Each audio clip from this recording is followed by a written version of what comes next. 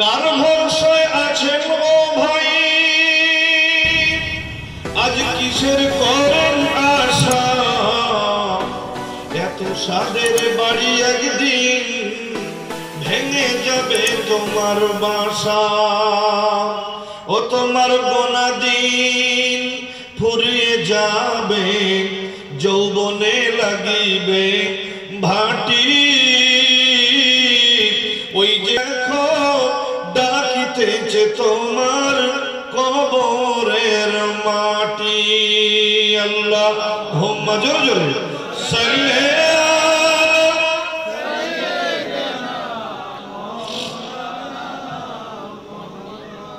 وعلى آل سيدنا مولانا محمد। কার ভরসায় আছেন ও ভাই, আজ কিসের করেন আশা? এত সাদের বাড়ি একদিন ভেঙে যাবে তোমার বাসা। ও তোমার গোনা দিন ফুরিয়ে যাবে, যৌবনে লাগিবে ভাটি। ওই যে দেখো ডাকিতেছে তোমার কবরের মাটি। ওই যে দেখো ডাকিতেছে তোমার কবরের মাটি। সন্ধ্যার আগে যেদিন ডুববে রে বেলা, সন্ধ্যার আগে যেদিন ডুববে রে বেলা, এক পলকে ভেঙে যাবে এ রঙ্গেরই মেলা। কার দিবে জোরে ধমক, কার মাথায় ভাঙবে লাঠি। ওই যে দেখো ডাকিতেছে তোমার কবরের মাটি। আল্লাহুম্মা সাল্লি জোরে জোরে বলি সাইয়্যিদিনা মাওলানা মুহাম্মদ ওয়া আলা আলি সাইয়্যিদিনা মাওলানা মুহাম্মদ।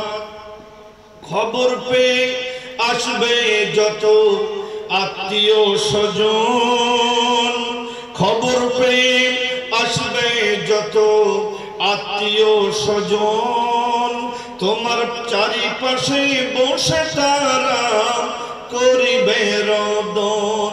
তোমার চারিপাশে বসে তারা করিবে ক্রন্দন।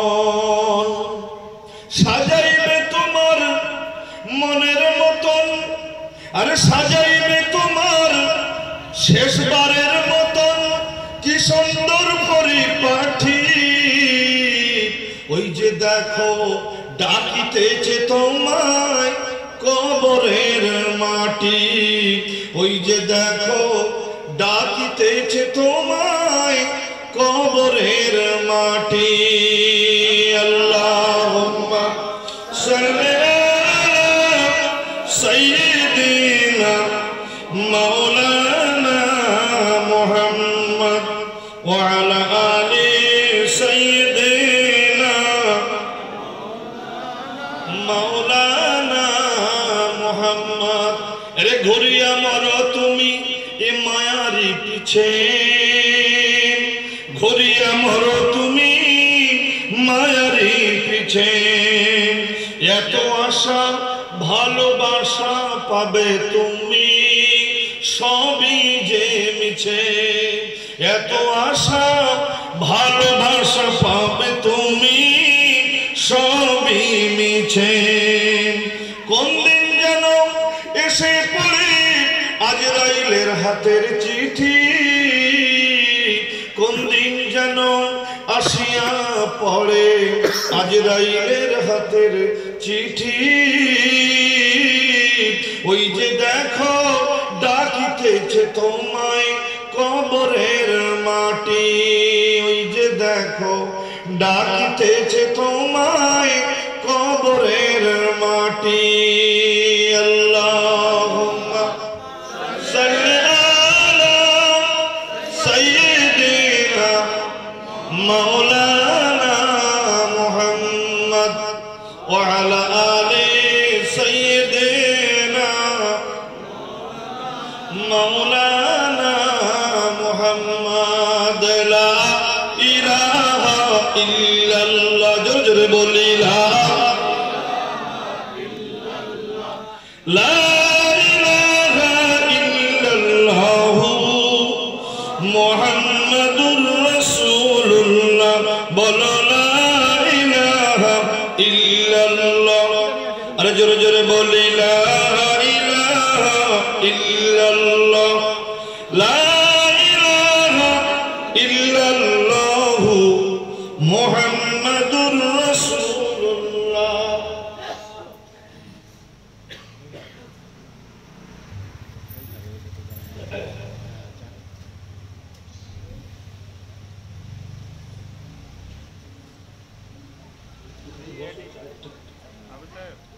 টেবিল থাকলে ভালো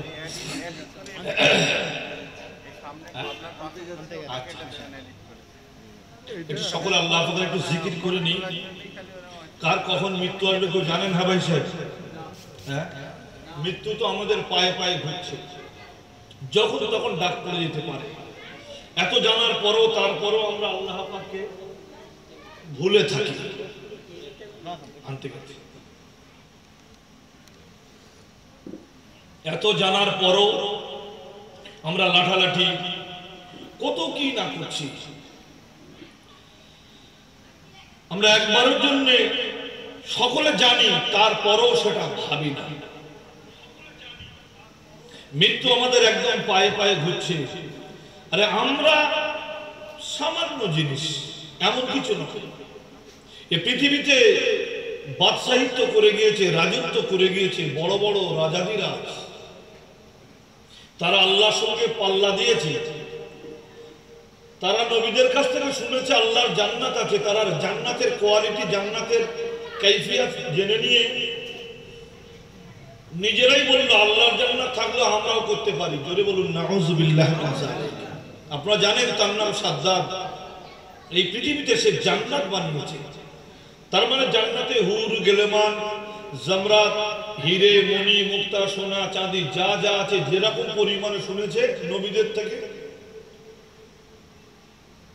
আল্লাহ তো নবীদের সমস্ত কথা বলে দেন, সেই কারণে নবীদের থেকে সব শুনে নিয়ে আলিশান জান্নাত বানিয়েছে। তারপরও সাদের জান্নাতে তার প্রবেশ করার সুযোগ আল্লাহ দেয়নি। তো আমার আচ্ছা, এই জায়গাটার নামটা কি? পশ্চিম ভগবতীপুর। পশ্চিম ভগবতীপুর এই পাড়ার ভাইরা বাৎসরিক এই মিলাদুন নবী উপলক্ষে মাহফিলটা দিয়ে থাকে, তাই এর পিছনে এনারা খরচ করে। অনেক লোক অনেক দিক থেকে খরচ। এই সামনে জানতে পারি না,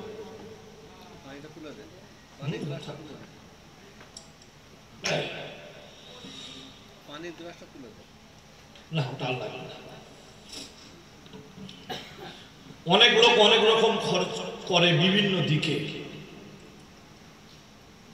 এই যে খরচটা করলেন ভাইরা, কি সুন্দর জাঁকজমক করে। আমরা দেখেছি এক একটা বিয়ে বাড়ি শুধু প্যান্ডেল হয় 4 লাখ, 5 লাখ, 7 লাখ, 8 লাখ টাকা করে, শুধু প্যান্ডেলটার উপরে নির্ভর করে। পৃথিবীর কোন আলেম, পৃথিবীর কোন জ্ঞানী, বিশেষ করে ইলমিয়াতে জ্ঞান যারা রাখে, একজনও বলবে না যে এতে 10 পয়সা সওয়াব হবে। নবী করিম সাল্লাল্লাহু আলাইহি ওয়াসাল্লাম বলেছেন, ফিন নিকাহে বারাকাতুন আইসারুহু মু'নাতুন।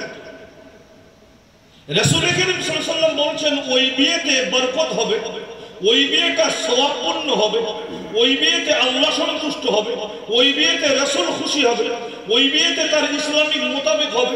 আইসারুহু মু'নাতুন, যে বিয়েতে যত খরচ কম করতে পারে, জোরে বলুন সুবহানাল্লাহ।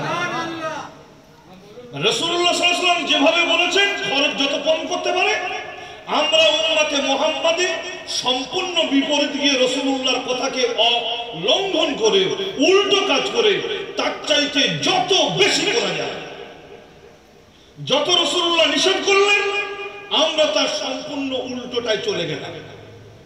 মুসলমানদের বিয়ে জোর হবে না, ফটকা বাজবে, বাজি ফুটবে, ভিডিও হবে, তারপর সব কি কোনে সব ওই সব গায়ে ছড়াছড়ি হয়, গান বাজনা চলবে, আর অনেক মানে শুধু গান বাজনা তো এখন ওটা মামুলি ব্যাপার, ওটা কিন্তু খুব ধর্তব্যের মতো আসে না। আরো অনেক অপরাধমূলক কাজও হয়ে যাচ্ছে। মেয়েদেরকে বাপ মারা ভালো করে সাজিয়ে তারাও সব মাঠে নামিয়ে দিচ্ছে। রাসূল সাল্লাল্লাহু আলাইহি ওয়াসাল্লাম বলেছেন, হাদিসটার রাবী হলেন হযরত আয়েশা সিদ্দিকা, যিনি রাসূলুল্লাহর স্ত্রী, উম্মাহাতুল মুমিনিন। সাহাবীদের কোন সমস্যা হলে মা আয়েশার কাছে ছুটে যেতেন, আম্মা জান এই বিষয়ে রাসূলুল্লাহ কি মত দিয়েছেন। কোন ফতোয়ার ব্যাপার, কোন মাসলা মাসালার ব্যাপার জিজ্ঞাসা করতে হলে সাহাবীরা মা আয়েশার কাছে ছুটে যেতেন। সেই আম্মা জান আয়েশা সিদ্দিকা রাদিয়াল্লাহু তাআলা আনহা হলেন এই হাদিসটার রাবী, বর্ণনাকারী। তিনি বলছেন, ফিন নিকাহে বারাকাতু, ওই নেকাটাতে বরকতপূর্ণ, ওই নেকাটাতে আল্লাহ সন্তুষ্ট, আল্লাহ রাজি, রাসূল রাজি, যে নেকাতে যত কম খরচ করতে পারে।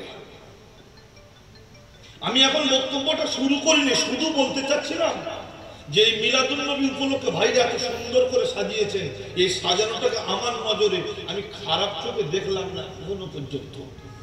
অনেকজন অনেক রকম কথা বলেন, তবে যেখানে দেখবেন আলোকিত করলে, যেখানে বিরাট লাইটিং করলে যদি খারাপই হওয়ার সম্ভাবনা, ছেলেরা মেয়েরা হই হুল্লো করে গুনার কাজ করবেন, তাহলে আপনারা কমিটির লোক সেদিকে সজাগ থাকবেন যে না, এই কাজটা রাসূলুল্লাহর পছন্দনীয় নয়। কথা বুঝতে পারলেন না পারলেন না? আমার মাইকটা খুব প্রয়োজন, এইখানকার আওয়াজটা ভালো করে শুনবেন। আমার মাইকটার আওয়াজটা খুব প্রয়োজন, যারা এখানে বসে শুনছে এদের। আমার প্রয়োজনটা কিন্তু 6 মাইল দূরে যাদের আছে ওদের না। কথা বুঝতে পারলেন না পারলেন? তাই এরা যদি ঠিক মতন না শুনতে পায়, মাহফিল এরাই না শুনতে পারে, যাদের জন্য মাহফিল তারা শুনলো না, বাইরের লোক শুনলো আমার দরকার নাই। ঠিক ওই রকম ভাইরা এত সুন্দর করে করেছে, এটা খুব ভালো জিনিস। কিন্তু অনেক অনেক জায়গায় আমরা দেখি মানে বেহায়াপনা, জলসার নামে, মাহফিলের নামে বেহায়াপনা চালু হয়ে গেছে বহু জায়গায়। কেউ প্রতিবাদ করে না। এখন আমি প্রতিবাদ করলে বলো 4 আঙুল মূল সাহেব কি বোঝে, ও প্রতিবাদ করতে শুরু করে দিল। কিন্তু না, আপনার প্রথম উদ্দেশ্য কি আগে ঠিক করবেন, এর থেকে আমি সওয়াব অর্জন করব না এর থেকে এলাকার লোকের প্রচার খাওয়াবো। দুটো জিনিস হবে। যদি সওয়াবের দিকে তাকান সওয়াব হবে, আর যদি মনে করে এলাকার লোকের বেশ বলবে বিরাট কিছু হয়েছে, তাহলে কিন্তু সওয়াব একটুও হবে না, গুনাহ হবে। তবে যেহেতু মিলাদুন নবীর মাহফিল করেছেন, সুন্দর করে মাহফিলটা সাজিয়েছেন, আল্লাহর কাছে আমরা সকলে মিলে দোয়া করি এলাকার লোকদের আল্লাহ পাক সমস্ত বিপদ থেকে যেন বাঁচিয়ে দেয়। যেভাবে মাহফিল সুন্দর করেছে, আল্লাহ এর চরিত্র আরো ভালো করে দেয়। বলুন আমিন। সবাই মিলে বলি আল্লাহুম্মা আমিন। আল্লাহ আমাদের সকলের আমাল, আমাদের সকলের ইবাদত যেন আরো সুন্দর করিয়ে দেয়। একটু জোরে বলুন আমিন। কারণ এই মাহফিলটা আমাদের উপকারের কাজে লাগবে। তো যাই হোক ভাই, সেই মাহফিলে বসে রাসূলুল্লাহ মিলাদুন নবীর মাহফিলে বসে আমরা কয়েক মর্তবা একটু কালেমা শরীফের জিকির আপনাদের থেকে আমি নিতে চাচ্ছিলাম। প্রাণ খুলে উচ্চ আওয়াজে আমার সাথে মানে গলা মিলিয়ে সকলে মিলে বলুন লা ইলাহা ইল্লাল্লাহ। জোরে জোরে বলুন লা ইলাহা ইল্লাল্লাহ, লা ইলাহা ইল্লাল্লাহ মুহাম্মাদুর রাসূলুল্লাহ। বলো লা ইলাহা ইল্লাল্লাহ। জোরে জোরে বলো লা ইলাহা ইল্লাল্লাহ, লা ইলাহা ইল্লাল্লাহ আমান্না বিরাসূলিল্লাহ, লা ইলাহা ইল্লাল্লাহ, লা ইলাহা ইল্লাল্লাহ মুহাম্মাদুর রাসূলুল্লাহ। বিসমিল্লাহির রহমানির রহিম। বিহি ক্বালা হাদাসানা আলী ইবনে হুজার ক্বালা হাদাসানা মুহাম্মদ ইবনে ইয়াজিদ দিল ওয়াসিতি আনিল মুসতালিম বিন সাআদ আন রুমাইল জুজামি আন আবি হুরায়রা রাদিয়াল্লাহু তাআলা আনহু ক্বালা قال رسول الله صلى الله عليه وسلم إذا اتخذ الفي دوالا والأمانة مغناما والزكاة مغراما وتعلم لغير دين وأتى الرسول امرأته وأبقى أمه وأدنى صديقه وأقصى آباه وظهرت الأصوات في المساجد وساد القبيلة فاسيقوهم وكان زعيم القوم أرزالهم وأكرم الرسول مخافة شره وظهرت القينات والمعازف وشربت الخمور ولعن آخر هذه الأمة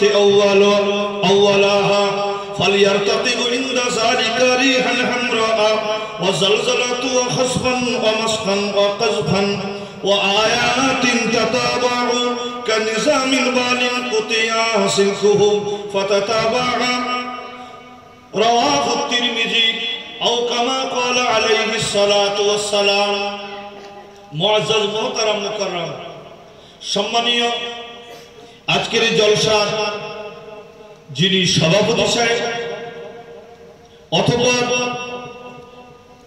হযরত উলামায়ে কিরামগণ সমবেত জ্ঞানী গুণী শিক্ষিত বুদ্ধিজীবী নামাজি মুসাল্লি মুরব্বী আমার আব্বুজিরা ও দাদুজিরা সমবয়স্ক জওয়ান ও যুবক ভাইরা স্নেহের ছোট ছোট বাচ্চা কাচ্চারা অদূরে অলক্ষ্যে বসে বাড়ি থেকে দূর দূরান্ত থেকে ওয়াজ ও নসিহত কোরআন ও হাদিসের বাণী শুনছেন আমার ধার্মিক মা ও বোনেরা এবং অসুস্থ যারা এই মাহফিলে আসতে পারেন না সেরকম কিছু পুরুষ আমার বাবুজিরা আমরা সর্বাগ্রে সর্বপ্রথমে সেই মহান খালিক ও মালিক যিনি আমাদের সৃষ্টিকর্তা লালন পালন কর্তা সংহার কর্তা পরিত্রাণ কর্তা যে করুণাময় রব্বুল আলামিন পৃথিবীর দুর্গন্ধময় পরিবেশ হতে মুক্ত করে ইহন অপুত পবিত্রতম সুখ ও সুন্দর অনুপম এই পাক মাহফিলে এসে বসার সুযোগ করেছেন সেই আল্লাহ পাকের কৃতজ্ঞতা পালনার্থে শুকরিয়া জ্ঞাপন করি আমিও বলি আপনারা সকলে মিলে বলি আলহামদুলিল্লাহ একটু প্রাণ খুলে বলা যাক আর একটু উচ্চ আওয়াজে বলা হোক আর একটু আওয়াজ দিয়ে বলুন আলহামদুলিল্লাহ আল্লাহ বান্দার প্রতি খুব খুশি হয় যখন বান্দা তার শুকরিয়া জ্ঞাপন করে জানেন আপনি কোনো মানুষকে কিছু উপকার করেছেন হালকা উপকার করেছেন সেই লোকটা যখন 10 জনের সামনে বলে যে আমার এই লোকটা উপকারে লেগেছে আচ্ছা যে আপনার উপকার করলো তার মনটা বড় হলো না ছোট হলো একটু কথা বলুন সে তখন মনে মনে করে দিলাম কি তুই এত লোকের সামনে আমার প্রশংসা করলি আমার আল্লাহ পাক বান্দাদের দিকে তাকিয়ে বলছে বান্দা তোকে আমি কি দিলাম না তোর মায়ের গর্ভে আসা থেকে শুরু করে পৃথিবীতে তোর পৃথিবীর মুখ দেখা থেকে শুরু করে টুকটুক করে বড় হওয়া থেকে চলতে পারিস এখন নিজে নিজে চলতে পারিস নিজে কাজ কাম করতে পারিস রোজগার করতে পারিস ঘর বানাতে পারিস তুই গাড়ি বাড়ি কিনতে পারিস ও বান্দা তুই এত কিছু করছিস এর মূলেতে কিন্তু আমি আল্লাহ আমার সব অবদান কিন্তু তুই তোর আল্লাহকে ভুলে গেলি মাহবুদকে ভুলে গেলি তুই মনে করছিস তোর নিজের কৃতিত্বে নিজের কর্তৃত্বে সবকিছু হয়েছে নিজেই সবকিছু করেছিস বান্দা তুই জানিস না আমি তোর মহান মাহবুদ আমি তোর মহান আল্লাহ তোর মা তোর যতটা উপকার এসেছে তোর বাবা তোর যতটা উপকার এসেছে তার চাইতে শত নয় লক্ষ নয় কোটি কোটি গুণ বেশি আমি আল্লাহ আমার অবদানে বান্দা তুই বেঁচে আছিস অথচ সেই আমি আল্লাহ আমাকে ভুলে গেলি ভাইরা বাবাজিরা বন্ধুরা আপনাদের সামনে আজকে সূরা যেটাকে আমরা লাহাব বলে চিনি এই সূরা লাহাব আপনাদের সামনে আমি তেলাওয়াত করেছি আর তিরমিজি শরীফের একটা হাদিস আপনাদের সামনে রেখে দিয়েছি যেটা বর্তমান সময়েতে আমাদের খুব প্রয়োজন সেই হাদিসখানা রেখেছি 15টা কাজ রাসূলুল্লাহ বলেছেন এই 15টা কাজ বলতে গিয়ে আপনাদেরকে আমাদেরকে বুঝতে হবে যে আল্লাহ পাক রব্বুল আলামিন তার অবদানটা কি সেই আল্লাহ আমাদের মাতৃগর্ভ থেকে শুরু করে বিভিন্ন ঘাট খাতের সাথে লড়াই করে করে আমরা যেমন একটার পর একটা আমরা বাধা অতিক্রান্ত করতে শুরু করেছিলাম, এই অতিক্রম করতে করতে এই দুনিয়ার মুখ দেখা পর্যন্ত আল্লাহ পাক আমাদেরকে বিভিন্ন বিপদ থেকে বাঁচালেন। কিন্তু দেখা গেল আমরা আস্তে আস্তে যখন দুনিয়ার মুখ দেখলাম, বড় হলাম, নিজেরা সবকিছু করার মতন ক্ষমতা আল্লাহর তরফ থেকে পারলাম, সেই সময় আমরা বিট্রে শুরু করলাম। কিন্তু আপনি এক মুঠো খেয়ে যদি বলেন আলহামদুলিল্লাহ, পুরোটা যদি নাও জানেন, শুধু যদি বলেন আলহামদুলিল্লাহ, খাবার শুনতে যদি বলেন বিসমিল্লাহ, কোন জায়গায় বসবেন সেখানে যদি বিসমিল্লাহ দিয়ে শুরু করেন, যেমন যেমন শরীয়তে হুকুম আছে যখন কাজগুলো করতে থাকবেন, আপনার এই কাজেতে সবচেয়ে বেশি খুশি হবেন কে? কথা বলছেন কে হবে? দুহাত তুলে বলুন কে হবে? আল্লাহকে দেখিয়ে বলুন আল্লাহই বেশি খুশি হবে। কারণ বান্দাকে আল্লাহ সবকিছু দিয়েছেন। আমরা একটু কোনো মানুষকে সাধারণ হালকা উপকার করেছি, ওই মানুষটা যখন আমাদের এই উপকারের কথা আরো 10 জন মানুষের সামনে বলছে, আমাদের মনটা খুশি হয়।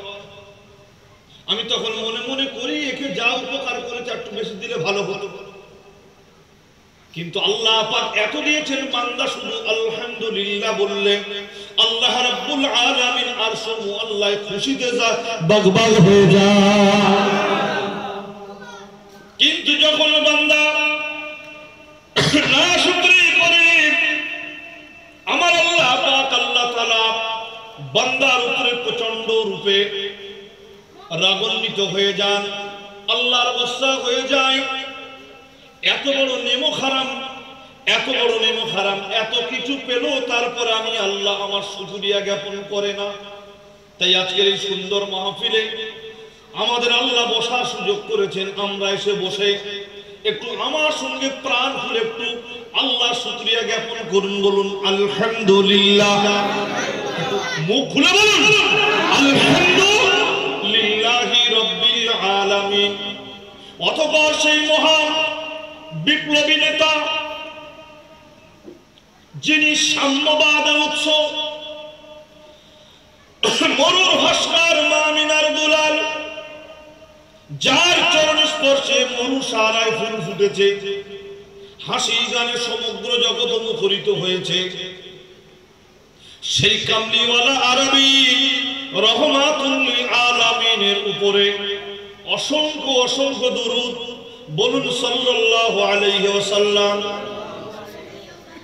সেই রাসূলুল্লাহর জীবন আদর্শ আমরা যদি পর্যালোচনা করি, আমরা যদি রাসূলুল্লাহর জীবন আদর্শের দিকে তাকাই, নবীজির জীবন আদর্শ দেখে আমরা বুঝতে পারবো রাসূলুল্লাহ জীবনের প্রতিটি ক্ষেত্রে উপার্জন করেছিলেন সফলতা। বলুন আলহামদুলিল্লাহ। যে নবীজির কথা বলছি, যে সময়ের কথা বলছি, কোন কিছু দিয়ে মেলানো যাবে না। সেই সময়টা কত ভয়ঙ্কর ছিল, কত নাজুক ছিল, কতটা উশৃঙ্খল ছিল, কতটা বিশৃঙ্খল ছিল। মানুষে মানুষে হানাহানি দেখেছেন। দিল্লিতে কদিন ধরে যে অরাজকতা চলল, সরকারের নেতৃত্বে বেঈমান সরকারের মদদে দিল্লির বুকেতে যে নিষ্পেষিত মানুষ হলেন, ভাইরা বাবাজিরা, এইরকম অহরহ চলত মক্কার জিন্দেগিতে। মক্কাতে রাসূলুল্লাহ আসার আগে থেকে সরকার দাঁড়িয়ে থেকে প্রশাসনকে লেলিয়ে যেমন রূপে দিল্লির বুকেতে নারী পুরুষ নির্বিচারে সকলকে পিটিয়েছে, মেরেছে। আমার ভাইরা বাবাজিরা, বন্ধুরা, আমার রাসূলুল্লাহ আসার আগে এই এখন যারা বর্তমানে ভারতবর্ষ শাসন করছে, এদের খালাতো ভাইরা ছিল তখন। সেই আবু জেহেল, আবু লাহাব, উতবা, সাইবারা কি নির্মম অত্যাচার করত। নিরীহ মানুষ কিছুই বলতে পারত না, দিল্লির মানুষের কিছু করার নাই, যারা মার খেয়েছে খেয়ে গিয়েছে। কারণ পুলিশ যখন জনগণের দিকে গুলি চালায়, জনগণ যখন পুলিশের সাইড থেকে গুলি চালায়, পুলিশ যখন বাধা দেয় না, সামনের মানুষগুলো নিরুপায় ছাড়া আর কিছু করার থাকে না। আমার নবী সাল্লাল্লাহু আলাইহি ওয়াসাল্লাম যখন পৃথিবীতে আসেন, এইরকম ভয়ানক অবস্থা চলছিল। যারাই দেশ চালাচ্ছে, যারাই শাসন করছে, তারাই শোষণ করছে। নিরীহ জনগণরা শোষিত হচ্ছে, নির্যাতিত হচ্ছে, নিষ্পেষিত হচ্ছে। তাদের চোখের পানি আল্লাহ মোছাবার জন্য আপনার আমার নবী কামলিওয়ালা আরাবিকে পাঠিয়েছিলেন। রাসূলুল্লাহ ছিলেন একাই প্রতিবাদী। জোরে বলেন সুবহানাল্লাহ।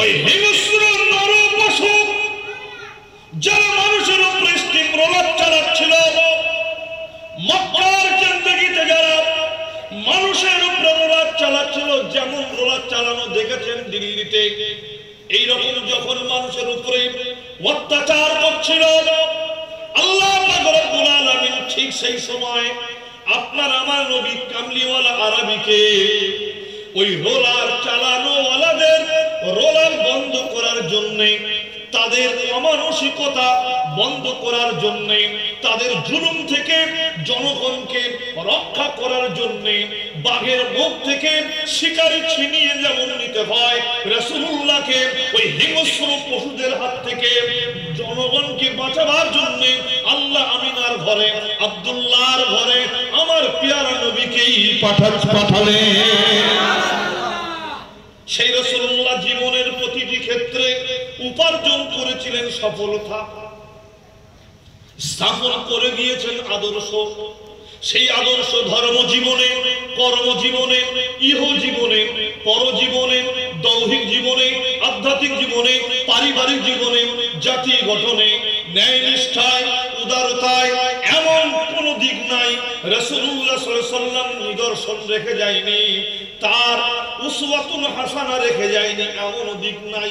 সর্বদিকে রাসূলুল্লাহ সাল্লাল্লাহু আলাইহি ওয়াসাল্লাম নমুনা রেখে গিয়েছে। হে আমার উম্মতেরা, হোপলেস হয়ে পড়বি না। হে আমার উম্মতের পুরুষ নারীরা, তোরা নিরীহ, তোরা নিজেকে জানো ছোট মনে করবি না। আমি তোদের কামলিওয়ালা আরাবী, আমি জীবনে তোদের দেখিয়ে দিয়ে এসেছি। তোরা জীবনের প্রতিটি ক্ষেত্রে আমি রাসূলুল্লাহ আমার ফলো যদি করতে পারিস, তোরা সফল কাম হয়ে যাবি। সেই রাসূলুল্লাহ সাল্লাল্লাহু আলাইহি ওয়াসাল্লাম প্রতিটি ক্ষেত্রে দেখিয়ে দিয়েছে। তাই নবী করিম সাল্লাল্লাহু আলাইহি ওয়াসাল্লামের জীবন ইতিহাস আমাদের খুব প্রয়োজন, এখন খুব প্রয়োজন।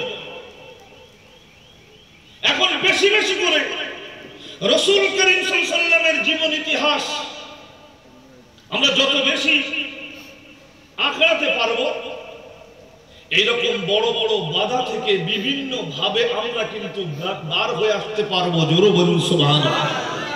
আমরা যতটাই দূরে সরে যাব, ইসলামের ইতিহাস থেকে সরে যাব, রাসূলুল্লাহর বাণী থেকে সরে যাব, আমরা ইসলাম থেকে সরে যাব, আমাদের সান্ত্বনা দেওয়ার মতন কেউ থাকবে না।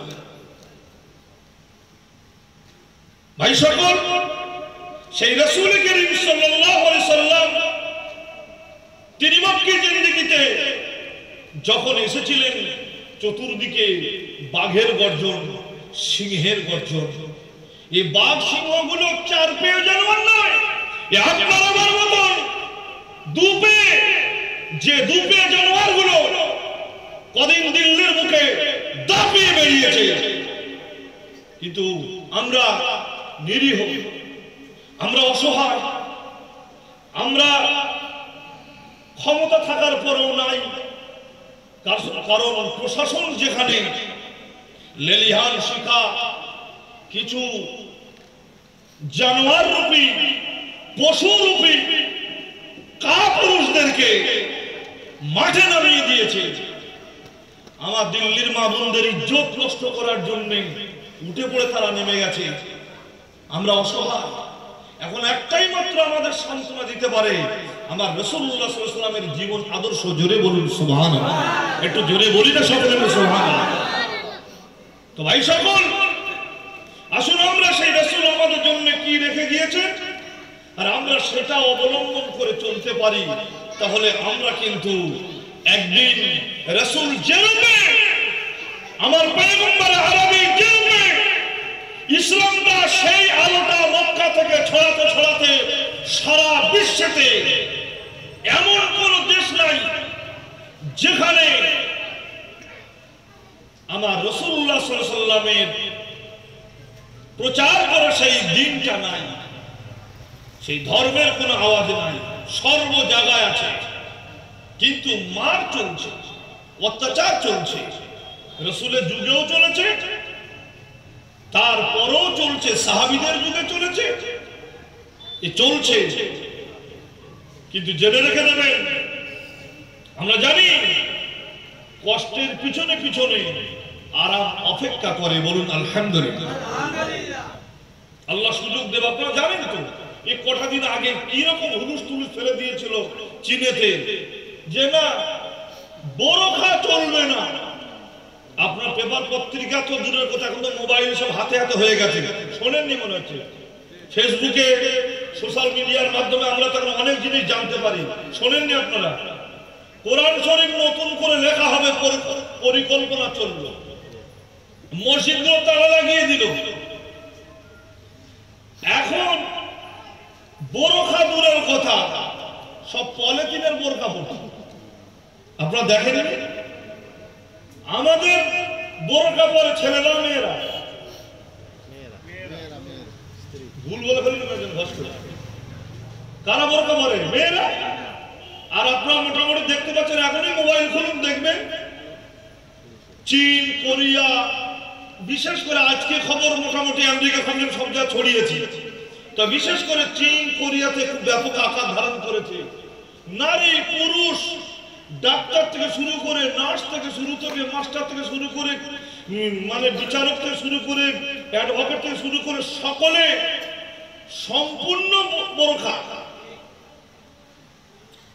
আমাদের বোরখা যারা পরে আমার মা বোনেরা, তারা গরুর মতন মুখে জ্বালতে দেয় না, ওদের এমন দশা দম ফেলারও জায়গা রাখে না। তো কত পিছনে লাগবে রাখো। আমার আল্লাহ পাক দেখিয়ে দিলেন, কিন্তু ওইটা দেখে আমরা যেন এটা ভাস করে বলবেন না যে এখানেও দরকার, খবরদার নয়। কথা বুঝতে পারেন না? পারেন না? একটা বিপদকে সরাবার জন্য আর একটা বিপদ দেখতে নাই, ও খুব খারাপ নিয়ে। যে দিল্লিতে করোনা দেয়া ভালো, আমি কয়েকজন শুনলাম, বোকা কথা। হ্যাঁ, ও কি নাম ধরে ধরে লাগবে নাকি? নবী করিম সাল্লাল্লাহু আলাইহি ওয়াসাল্লাম বলেছেন, যখন মহামারী দেখা দেবে, এইরকম ডায়রাম দেখা দেবে, তোমরা সেখানে যাবে না, খবর পেলে সেখানে যাবে না। আর যারা সেখানে আছে সেইখানটা তারা যেন ভালো জায়গায় না যায়। ভালো করে শোনেন, রাসূল নিষেধ করেছেন এটা, কারণ দুর্বল ঈমান যারা, তারা ঈমান নষ্ট করে ফেলবে। যে ওই এসেছিল বলে এখানে হয়েছে, আর আমি গিয়েছিলাম বলে হয়েছে। এই জন্য রাসূলুল্লাহ এই আসা যাওয়া সম্পূর্ণ নিষেধ করেছেন, যে যেখানে যখন থাকো। আমার ভাই সকল, আমি তাই আপনাদের সামনে সেই রাসূল সাল্লাল্লাহু আলাইহি ওয়াসাল্লামের বাণী কিছু আলোচনা আপনাদের সামনে করব। আল্লাহ রাজি যদি থাকে, সুযোগ যদি আল্লাহ পাক দেন, আমি কিছু আলোচনা করব। আমার সাথে আপনারা সকলে সহমত পোষণ করে আমি রাসূল সাল্লাল্লাহু আলাইহি ওয়াসাল্লামের সেই বাণীটা, যে বাণীটা আপনাদের সামনে আমি আজকে শেয়ার করব বলুন, আলোচনা করব বলুন, যেটা করব যেন আমাদের জীবনে কাজে লাগে। মাহফিল হাজার হাজার টাকা খরচ করে তখন সার্থক হবে যদি কোনো একটা মানুষ এই মাহফিল শুনে যদি তার জীবনে বাস্তবায়িত করতে পারে। শুধু ঘটনা শুনে যাওয়া, বিরাট ভালো ওয়াজ করছে, এটা খুব বড় জিনিস নয়, কিন্তু আমাদের জীবনে কতটা কাজে লাগাতে পারবো এটা যদি আমরা করতে পারি, তাহলে আমরা কিন্তু উপকৃত। মাহফিল দিয়েও এরা খুশি, আমরা পড়েও খুশি, যারা শুনছে তারা শুনেও খুশি। ভাই সকল, বাবাজিরা, বন্ধুরা, আমার পেয়ারা নবী রহমাতুল লিল আলামিন সোনার জবানি মোবারকে বলেছেন, ইজা ফাআলাত উম্মতি 15 খসলাতিন, এ আমার উম্মতেরা শুনে রেখে দাও, মসজিদে নববী শরীফে, মদিনার মসজিদ মসজিদে নববী শরীফেতে রাসূল করিম সাল্লাল্লাহু আলাইহি সাল্লাম সাহাবীর উদ্দেশ্যে এই কথাটা বলেছিলেন। এই হাদিসটার বর্ণনাকারী রাবী হলেন আমার নবীজির কলিজার টুকরা বেটি ফাতেমাতুজ জোহরা, জান্নাতি বেটির স্বামী তথা হযরতে আলী কাররামাল্লাহু ওয়াজহাহু, হযরত আলী রাদিয়াল্লাহু তাআলা আনহু। এই হাদিসটার বর্ণনাকারী আমার নবী বলছেন, ইজা ফাআলাত উম্মতি 15 খসলাতিন, আমার উম্মতেরা যখন 15টা কাজ করতে দ্বিধা করবে না, আমার উম্মতেরা যখন 15টা কাজ করতে লজ্জা করবে না, আমার উম্মতেরা যখন 15টা কাজ নির্দ্বিধায় করতে থাকবে, কোনো বাধা মনে করবে না, কোনো সংকোচ মনে করবে না। আল্লাহর হাবিব বলছেন, আমি জনাবে মুহাম্মদুর রাসূলুল্লাহ বলছি, হাল্লা বিহাল বালাউ, আল্লাহ পাক আল্লাহ তাআলা তখন তাদের উপরে আল্লাহ গজবের দরজা খুলে দেবেন। বলুন নাউযুবিল্লাহ। হাল্লা বিহাল বালাউ, আল্লাহ মুসিবতের দুয়ার খুলে দেবেন। ও ভাইরা বাবাজিরা বন্ধুরা, আমার নবী বিশ্ব নবী রহমাতুল লিল আলামিন, ভাইরা বাবাজিরা কি কথা বলছেন জানেন? কত সুন্দর রাসূলুল্লাহ উদাহরণ দিয়ে বলছেন, কানজামিন বালিন কুতিয়া সিলকুহু, যেমন একটা মতি বা তসবিহ দানার যে মালাটা হয়, কথা বুঝতে পারলেন? যে আমাদের মা বোনেরা যে মালাগুলো পরে, এই মতির মালার যদি একটা সুতো ছিঁড়ে যায় সবগুলো থাকবে? কথা বলুন একটু। আল্লাহর হাবিব বলেছেন, কানিজামিন বালিন কুতিয়া সিলকুহু ফাতাতাবা, রাসূলুল্লাহ বলছেন যেমন ওই মতি বা তসবিহ দানার দড়িটা কেটে গেলে পর পর পর পর পর পর করে সব মতি বা তসবিহ দানার ওই টুকরোগুলো পর পর পড়তে থাকে। আমার উম্মতেরা যখন 15টা কাজ করবে, কটা কাজ? 15 খসলাতিন, নবীজি বলছেন 15টা কাজ যখন করবে, হাল্লা বিহাল বালাও, আল্লাহর হাবিব বলছেন আমার আল্লাহ পাক তখন তাদের উপরে মুসিবতের দুয়ার খুলে দেবেন। একটার পর একটা তাদের উপরে বিপদ আসতে শুরু করবেন, ও একটার পর একটা তাদের উপরে গজব আসতে শুরু করবেন। ও গজবগুলো এমন ভাবে হবে ওরা নাম ঠিকানা খুঁজে পাবে না। আজকের আপনারা দেখছেন একটার পর একটা যে ভয়ানক গজব আসছে, এটা আল্লাহ পাকের বান্দা যখন 15টা কাজ করতে দ্বিধা করবে না। এই 15টা কাজের ভিতরে পেয়ারা নবী রাহমাতুল লিল আলামিন একটা কাজ যেমন বলছেন, ইজা তুখিজাল ফাইয়ুদু আলান, দারুণ দামি কথা রাসূলুল্লাহ বলেছেন। আজকের আমাদের ভিতরে যাদের এই স্বভাবগুলো আছে, যদি পরিবর্তন করতে পারেন, যদি এই স্বভাবটা যদি চেঞ্জ করতে পারেন, তাহলে জানবেন এ মাহফিল দিয়ে কাজ হয়েছে, এ মাহফিল শুনে কাজ হয়েছে, এ হাদিসটা শুনে কাজ হয়েছে, তাহলে আমাদের জীবনটা পরিবর্তন হবে। রাসূলুল্লাহ সাল্লাল্লাহু আলাইহি ওয়াসাল্লাম বলেছেন, ইন্নামাল আ'মালু বিন্নিয়াত ওয়া ইন্নামাল লিকুল্লি মা নাওয়া, ফামান কানাত হিজরাতুহু ইলাল্লাহি ورسوله فهجرته إلى الله ورسوله وإن كانت هجرته إلى الدنيا يوصبها أو امرأة يتزوجها فهجرته إلى ما هاجر إليه رواه البخاري أو كما قال عليه الصلاة والسلام। আল্লাহর হাবিব বলছেন, যখন কোন কাজ তোমরা করবে, ওই কাজটা করার আগে তোমরা নিয়তটা ঠিক করে নেবেন। যে কাজ করতে যাচ্ছ নিয়তটা যদি ঠিক মতন করতে পারো, আমি রাসূলুল্লাহ বলছি কাজ করার আগে সওয়াব চালু হয়ে যাবে। নারে তাকবীর। আল্লাহ পাক আমার নবীকে মেরাজ শরীফে ডেকে, বিশ্বনবীকে মেরাজ শরীফে ডেকে আমার রাসূলুল্লাহকে আল্লাহকে 50 ওয়াক্তের নামাজ দিয়েছিলেন। পরপর ওই নামাজগুলো কমতে কমতে নবীজিকে যখন শেষ 5 ওয়াক্তের নামাজ দিলেন, আল্লাহর হাবিব 5 ওয়াক্তের নামাজ নিয়ে চলে আসছেন। আমার আল্লাহ পাক আল্লাহ তাআলা ডেকে বলছেন, হাবিব, আমার প্যারা নবী ও আমার কামলিওয়ালা আরবি, আমি আল্লাহ পাক জানিয়ে দিলাম আপনি 5 ওয়াক্তের নামাজ নিয়ে চলে যাচ্ছেন। আমার হাবিব, একটা কথা আমি আল্লাহ পাক আপনাকে জানাচ্ছি, কোন নবীর জন্য সুযোগ দিইনি, কোন পয়গম্বরের জন্য আমি দিইনি, কোন পয়গম্বরের উম্মতের জন্য দিইনি। আমার হাবিবে দু জাহান, আমি আল্লাহ পাক আল্লাহ তাআলা জানিয়ে দিলাম আপনি এবং আপনার উম্মতেরা কোন ভালো কাজ করার যদি মনস্থির করেন, যাকে নিয়াত বলি, নিয়াত মানে ইচ্ছা করা, নিয়ত মানে মনস্থির করা, নিয়ত মানে সংকল্প করা, নিয়ত মানে ওই কাজটা করার জন্য দৃঢ়তা অবলম্বন করা, এই এতটা শব্দ হলো নিয়াতের। আল্লাহর হাবিব বলছেন, আল্লাহ পাক ডেকে বলছেন, আমার হাবিবে দো জাহান, আমার নবী আকরাম, আপনার উম্মত এবং আপনি যখন কোনো ভালো কাজ করার মনস্থির করবেন, নিয়তটা করবেন, আমি আল্লাহ পাক আপনার এবং আপনার উম্মতের আমলনামায় একটা নেকি লেখার জন্য ফেরেশতাকে অর্ডার দিয়ে রেখেছি। এই মাহফিলটা শুনবেন, শুধু কি বুঝবেন কি না বুঝবেন এটা আলাদা কথা।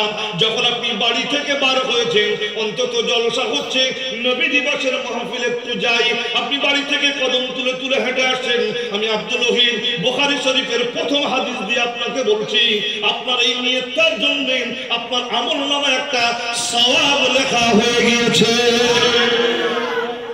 এখন আপনি দেখা গেল মাঝে রাস্তায় যে গল্প করতে করতে ফিরে বাড়ি চলে গিয়েছেন, আপনার ওই সওয়াবটা কিন্তু ক্যান্সেল হবে না।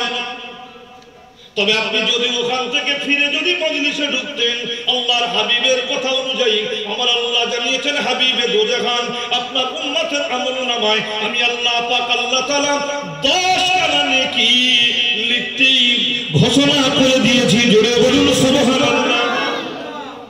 আমার ভাই সকল বাবাজিরা, এই গ্রামের মানুষেরা ভালো করে শুনুন, কারণ জলসা জুলুস এত বেশি হয়, মানুষের আগ্রহ কমতে কমতে একটা তলানিতে চলে এসেছে। কিন্তু মার আর কত বছর খাবে, কতদিন আর মার খাবে, কিসের মোহে পড়ে আছেন? আজকের তার জন্য আমি ডাকছি, চলে আসেন, নিয়তটা ভালো করে চলে আসেন।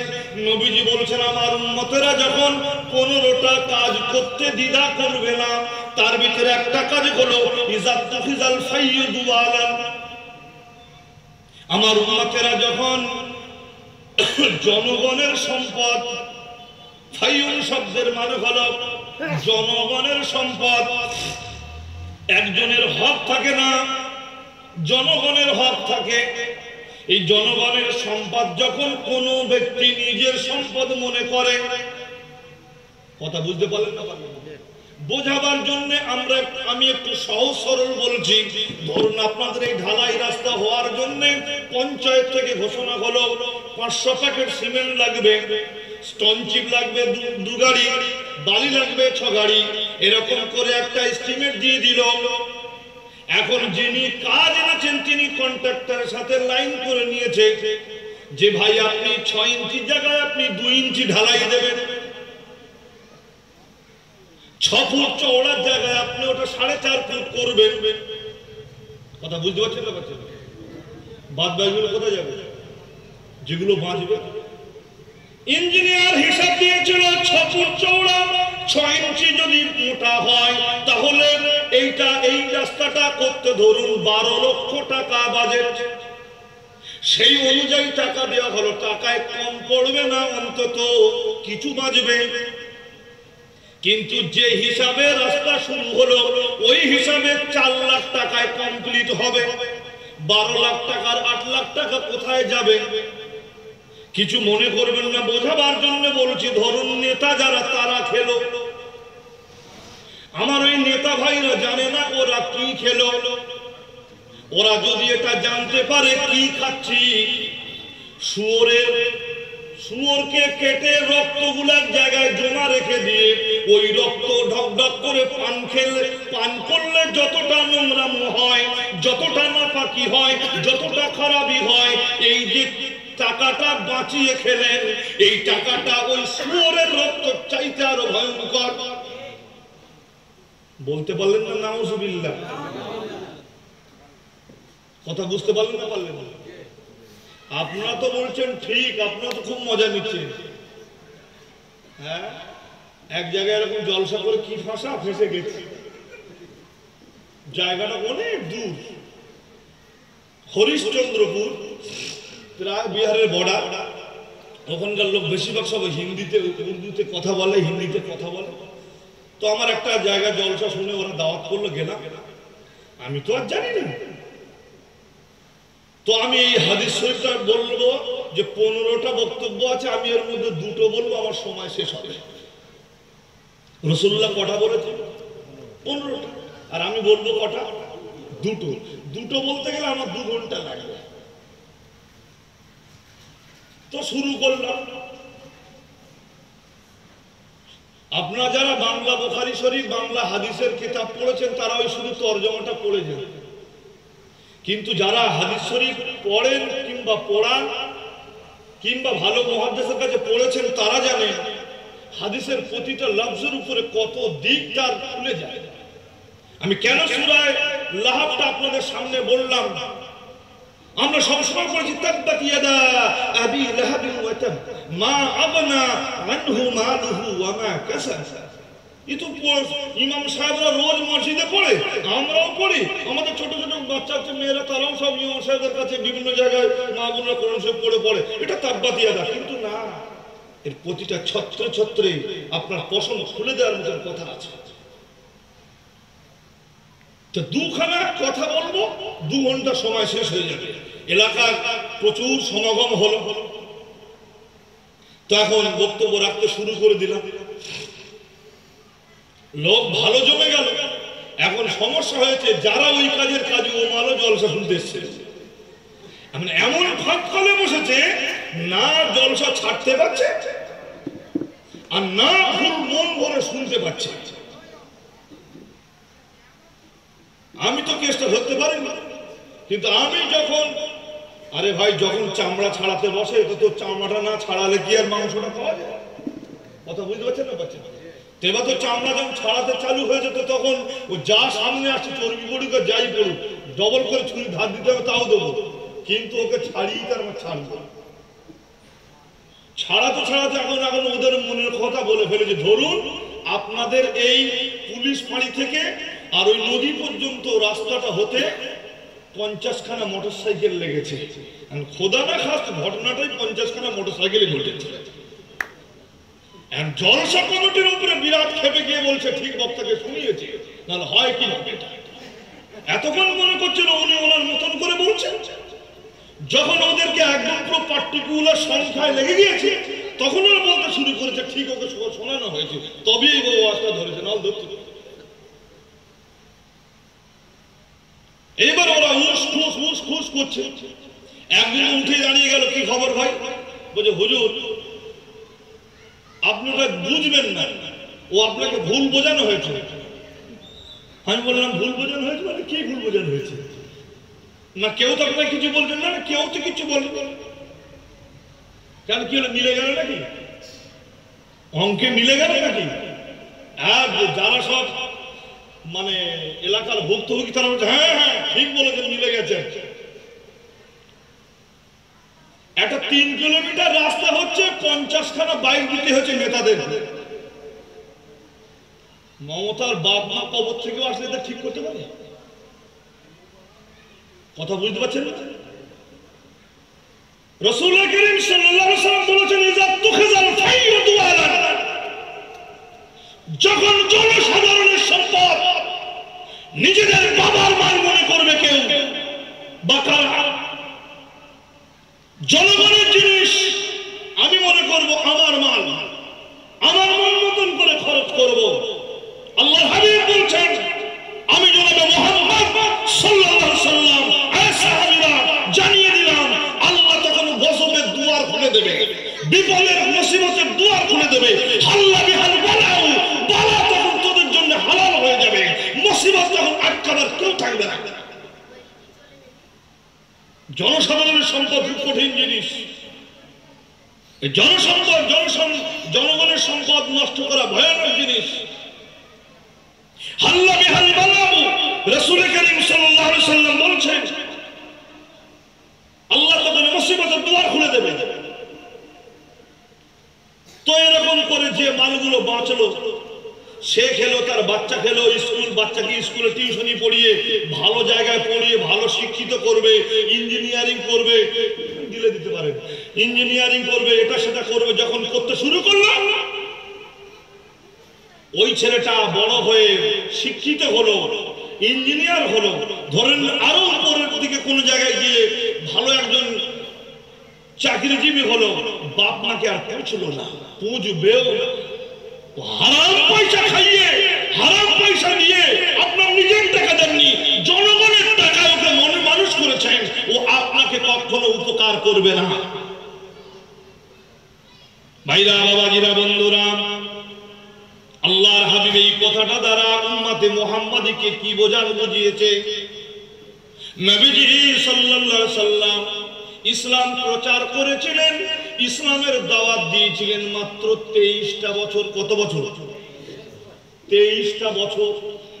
এই জলসা কত বছর হয়েছে?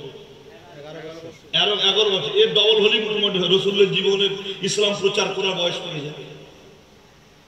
নবীজি ইসলাম প্রচার করেছিলেন মাত্র 23টা বছর। এই 23 বছরের 13 বছর মক্কায় কেটেছে, ভালো প্রচার করতে পারেননি। বুঝতে পারলেন না? পারলেন না? 23টা বছরের 13টা বছর মক্কার জিন্দেগিতে রাসূলুল্লাহ কাটিয়েছে। বাবা সেখানে ভীমরুলের বাসা, সেখানে বলতার বাসা, সেখানে বাঘের বাসা, সেখানে সিংহের বাসা। রাসূলুল্লাহ প্রকাশ্যভাবে তেমন কিছু বলতে পারেননি। যখনই নবীজি কিছু বলতে উঠতেন, চতুর্দিক থেকে ছেঁকে ধরত। আমার নবী সাল্লাল্লাহু আলাইহি সাল্লাম ভূমিষ্ঠ হয়েছেন, খবর পেয়েছেন রাসূলেরই একজন চাচা, নাম আপনারা শুনে থাকবেন, নাম তার আবু লাহাব। কি গো, নাম শোনেন? আবু লাহাব নাম শোনেন? এ কে ছিল? এটা আমার সাথে কথা বলুন। নবীজি চাচা। আবু লাহাবের আসল নাম শুনেছেন? আবু লাহাবের আসল নাম হলো আব্দুল উজ্জা। উজ্জা হলো একটা দেবতা, একটা প্রতিমা। এই প্রতিমার গোলাম, প্রতিমার সন্তান হিসাবে নাম রাখতো, তাই আব্দুল উজ্জা ছিল প্রকৃত নাম। ডাক নাম ছিল আবু লাহাব। লাহাবুন শব্দের অর্থ হলো শোলা। আগুনের যে উপরের ফুলখানিটা, ঝলকানিটা ওঠে, ঠান্ডার দিনেতে আগুন যখন দাউ দাউ করে জ্বলে ওঠে, ওই জলাভাবটা ভালো লাগে না খারাপ লাগে? একটা কথা বলুন। প্রচন্ড ঠান্ডা পড়লে আগুনের ওই দাউ দাউ করে জ্বলে ওঠা ভাবটা হেবি সুন্দর লাগে। আবু লাহাবকে দেখতে ওই রকম দারুণ সুন্দর ছিল। দেশের মানুষেরা তাই তার নাম রেখেছিল আবু লাহাব। আবুল মানে দুটো মানে হয়, একটা মানে হলো পিতা, আর একটা মানে হলো ওয়ালা, ব্যক্তি। মুফাসসিরিনে কিরামরা লিখছেন আবু লাহাব মানে হলো আগুনের শোলাওয়ালা বা আগুনের শোলা ব্যক্তি। পরবর্তীতে লাগবে মানা আবিধানিক মানেতে চলে গেল।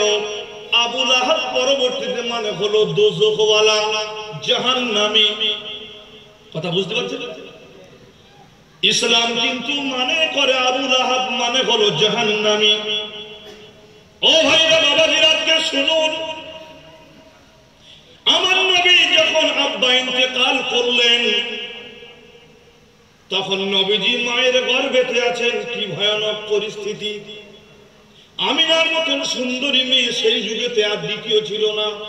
ইসলামের ইতিহাসে লেখা আছে আমিনার মতন সুন্দরী মেয়ে ওই যুগে পাওয়া যেত না। আমিনার বাড়ি ছিল মদিনাতুল মুনাওয়ারায়।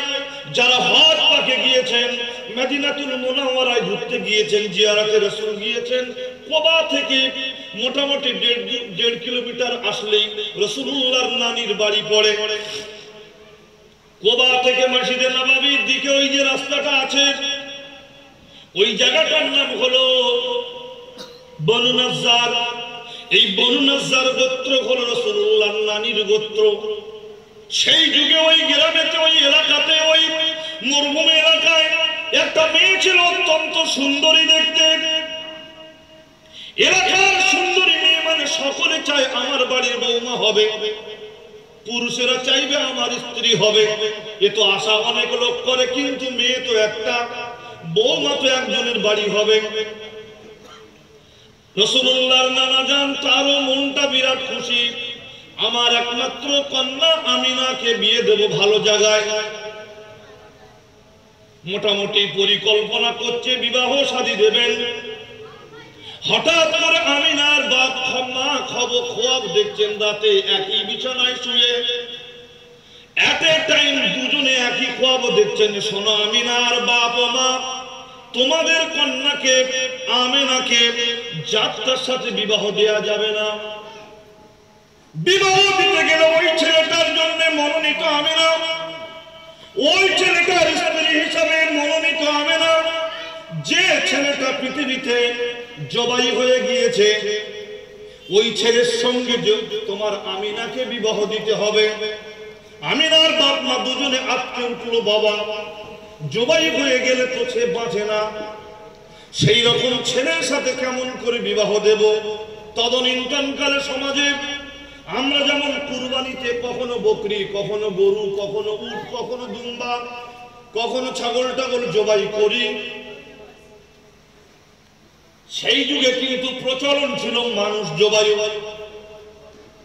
এখনো দেখবেন বিভিন্ন জায়গায় কিছু দেহাতি এলাকা, আমাদের এই স্টেট বাদ দিয়ে অন্য স্টেটে মানুষ বলিদান করে, প্রতিমার নামে, দেবতার নামে বলিদান করে। সেই যুগে এরকম প্রচলন ছিল। তাই আমিনার বাপ মা দুজনে চমকে উঠলেন, ছেলে জবাইওয়ালা ছেলের সাথে আমার মেয়ের কেমন করে বিবাহ হবে। স্বামী স্ত্রী চিৎকার মেরে উঠে একে অপরের দিকে তাকিয়ে বলছে, কি ব্যাপার তুমি চিৎকার করলে কেন? স্বামীকে জিজ্ঞাসা করলো, আমিনার মা তুমি কেন চিৎকার করলে? একে অপরে বলা বলি করছে, একটা ভয়ানক খোয়াব দেখেছে এই কারণে। আমিনার মাও বলছে, আমিও খোয়াব দেখলাম। কি খোয়াব দেখলে? আরে আমি খোয়াব দেখেছি, কি যেন আমাকে বলছে তোমার মেয়েকে তুমি জবাইওয়ালা ছেলে ছাড়া বিয়ে দেবে না। আমিনার মা বলছে, আমিও তাই দেখলাম। একে অপরে ভুল বোঝাবুঝি ভেবে আবার ঘুমিয়ে পড়লো। এক রাত্রে পর পর একই স্বপ্ন 3 বার। সকাল হয়ে গেল। সেই সময় এই মদিনাতে বসবাস করত তদনীন্তনকালে ইহুদিদের বিরাট বিরাট আলেম, যেমন একটা আলেমের নাম বলছে আব্দুল্লাহ ইবনে সালাম রাদিয়াল্লাহু তাআলা আনহু। সেই যুগের বিখ্যাত আলেমদের ভিতরে একজন আলেম ছিলেন।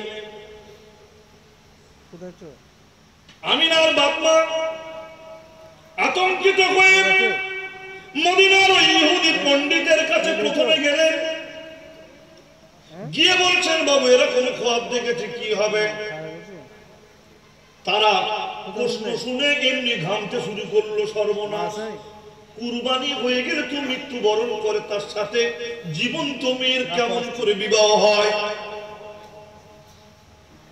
আমিনার বাপ মাকে তারা একটা পরামর্শ দিলেন, একটা কাজ করুন, আপনারা সিরিয়ায় চলে যান, আমাদের উত্তরসূরি আরো বড় বড় ওলামায়ে কেরামেরা আছে, ইহুদি পণ্ডিত আছে, রাহেব আছে, তাদের কাছে আলোচনা করতে পারেন। সেই যুগে সিরিয়াটা খুব নামকরণ ছিল ইহুদি পণ্ডিতের জন্য।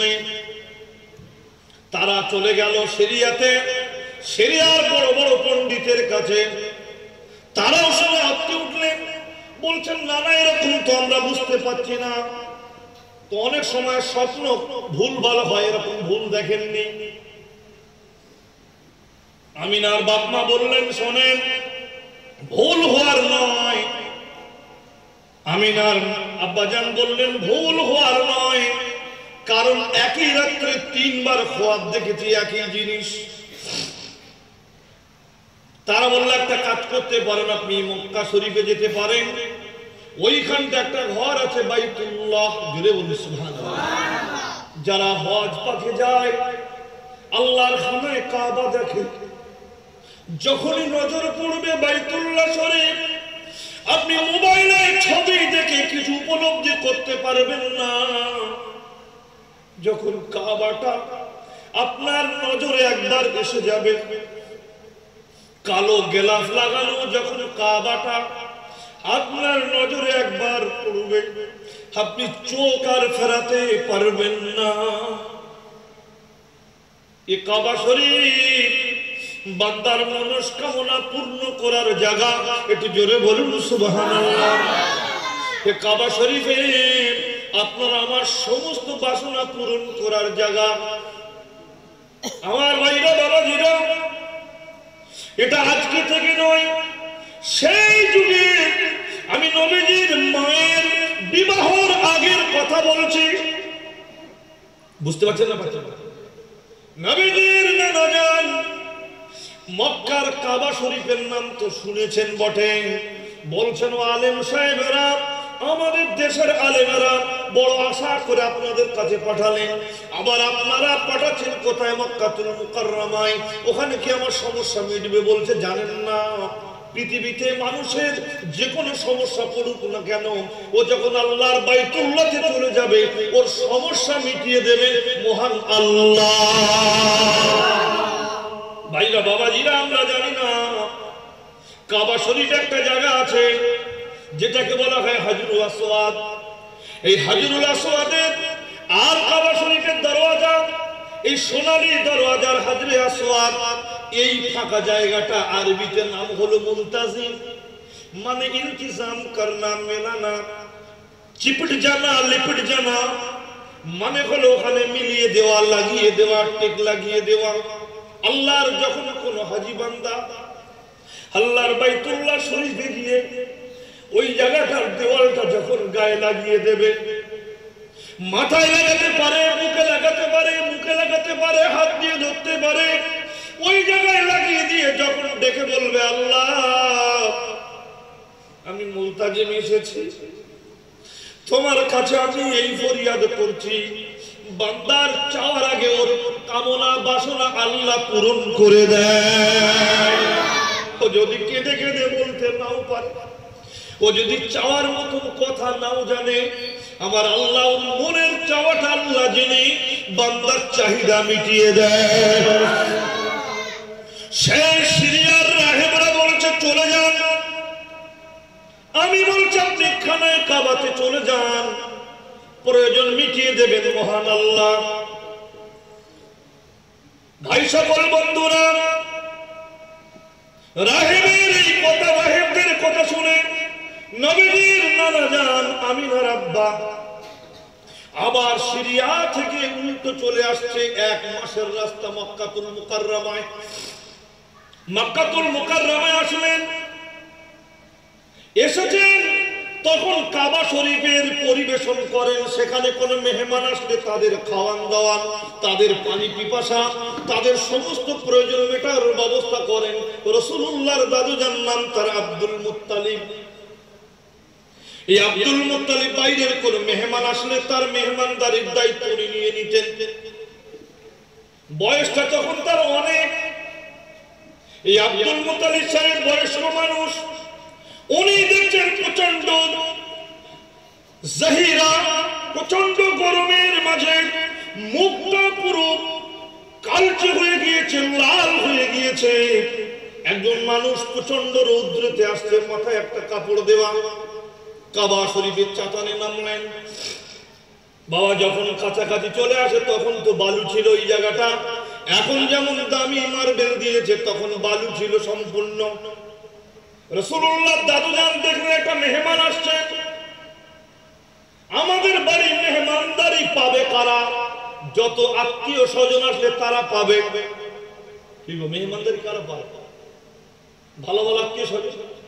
কিন্তু একটা লোক কোথাও খাওয়া পায়নি, এসে আপনাকে আমাকে বলল বাবু এক মুঠো খাবো এই বাড়িতে, দেখবেন তার জন্য একটা ডিমও পর্যন্ত ভাজা হয় না, যা হয় তাই দিয়ে দেওয়া হয়। আর ওই দুপুরবেলা যদি আপনার মেয়ে শ্বশুর আসতো, কথা বুঝতে পারছেন না? তখন কি হতো বলেন তো? সব রান্না হয়েছে, তারপর মেয়ে শ্বশুর এসেছে। দেখবেন বাড়িওয়ালা কিরকম তাড়াতাড়ি সব এটা সেটা করতে থাকে। রাসূলুল্লাহ দাদুজান মেহমান এসেছেন, অচেনা অজানা, তারপর ওখানে কাবার মেহমান। উনি তাড়াতাড়ি করে জমজম কুয়ার পানি উনি নিলেন। জমজম কুয়ার পানি আপনারা জানেন, এই জমজমের পানি আল্লাহ পাক কত যেতে শান্তি রেখে দিয়েছে। এই প্রচন্ড রৌদ্র এখানে ওখানে যখন রোজার মাসে রোজা রাখা হয় তখন 56, 57, 54 ডিগ্রি সেলসিয়াস প্রচন্ড গরম। হাজী বান্দারা রোজা রেখে ঢকঢক করে যখন জমজমের পানি পান করে, ওই পানিটা পান করার পরে আর মনটাও পর্যন্ত টানে না, ইফতারি কিছু খায়। ভাইরা, বাবাজিরা, বন্ধুরা, আজকের রাসূলুল্লাহ দাদুজান পানিটা এনে ওনার জন্য রাখলেন।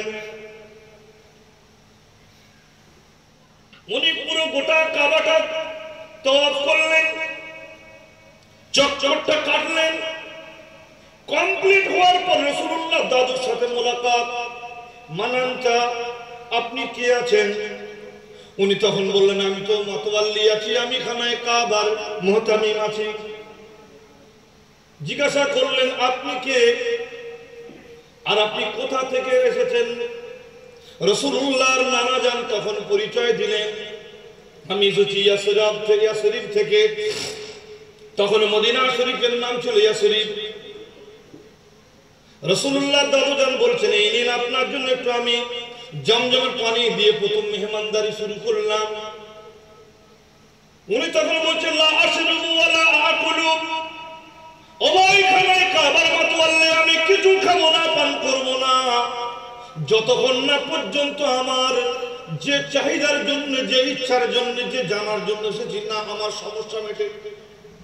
রাসূলুল্লাহ দাদুজান কোনো কিছু না শুনে বলছেন, ওগো ইয়াসরিববাসী, ওগো ইয়াসরিবের অধিবাসী, আমি এই খানায় কাবার মাতওয়াল্লি মুহতামিম জানিয়ে দিলাম, আপনি যেহেতু বাইতুল্লাহতে চলে এসেছেন, আপনার সব সমস্যার সমাধান বাইতুল্লাহর মালিক করে দেবে। নারে তাকবীর। কি আপনার সমস্যা? উনি বলছেন, আরে ভাই, আমার তো যাতাই সমস্যা নয়। কি সমস্যা বলুন? বলছে, আমার একটা সুন্দরী মেয়ে আছে, অত্যন্ত সুন্দরী। আমার ইয়াসরিবের চতুর্দিকের মানুষরা আমার মেয়েটা কেউ মানে বৌমা করার জন্য, কেউ স্ত্রী করার জন্য প্রায় লোক পাগল। আমি মনে করেছিলাম ভালো একটা ছেলের সঙ্গে বিবাহ দেব।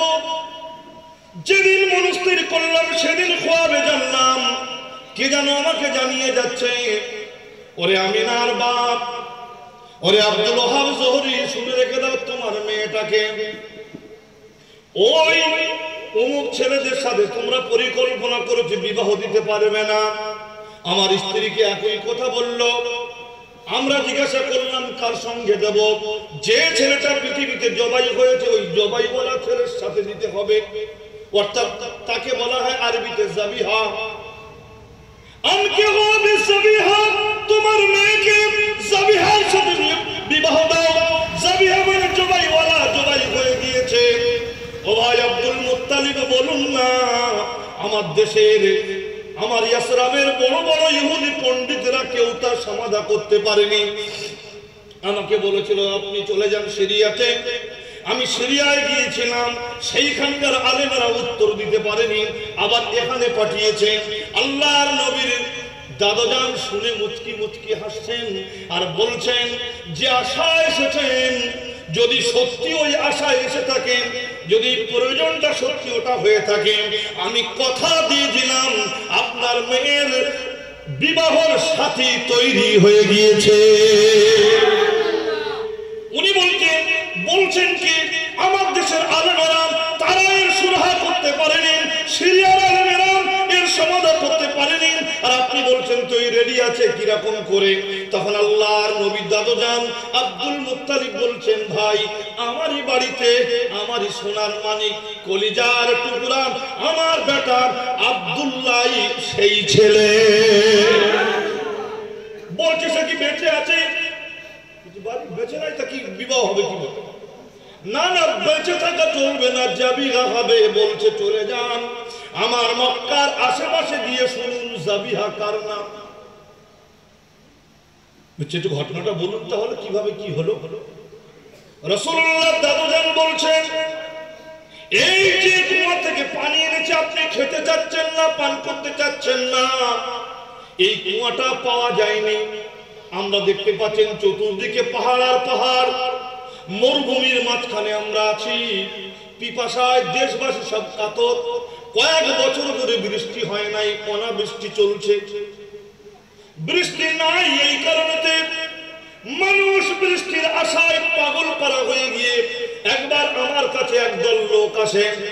ওরে আখানায় কাবার মাতোয়াল্লি সাহেব, একটু কাবা শরীফের একটু দোয়া করুন, উদউ লানা, আপনি আমাদের জন্য দোয়া করুন যেন আসমান থেকে পানি নামে বা পানির কোন সন্ধান আমরা পাই।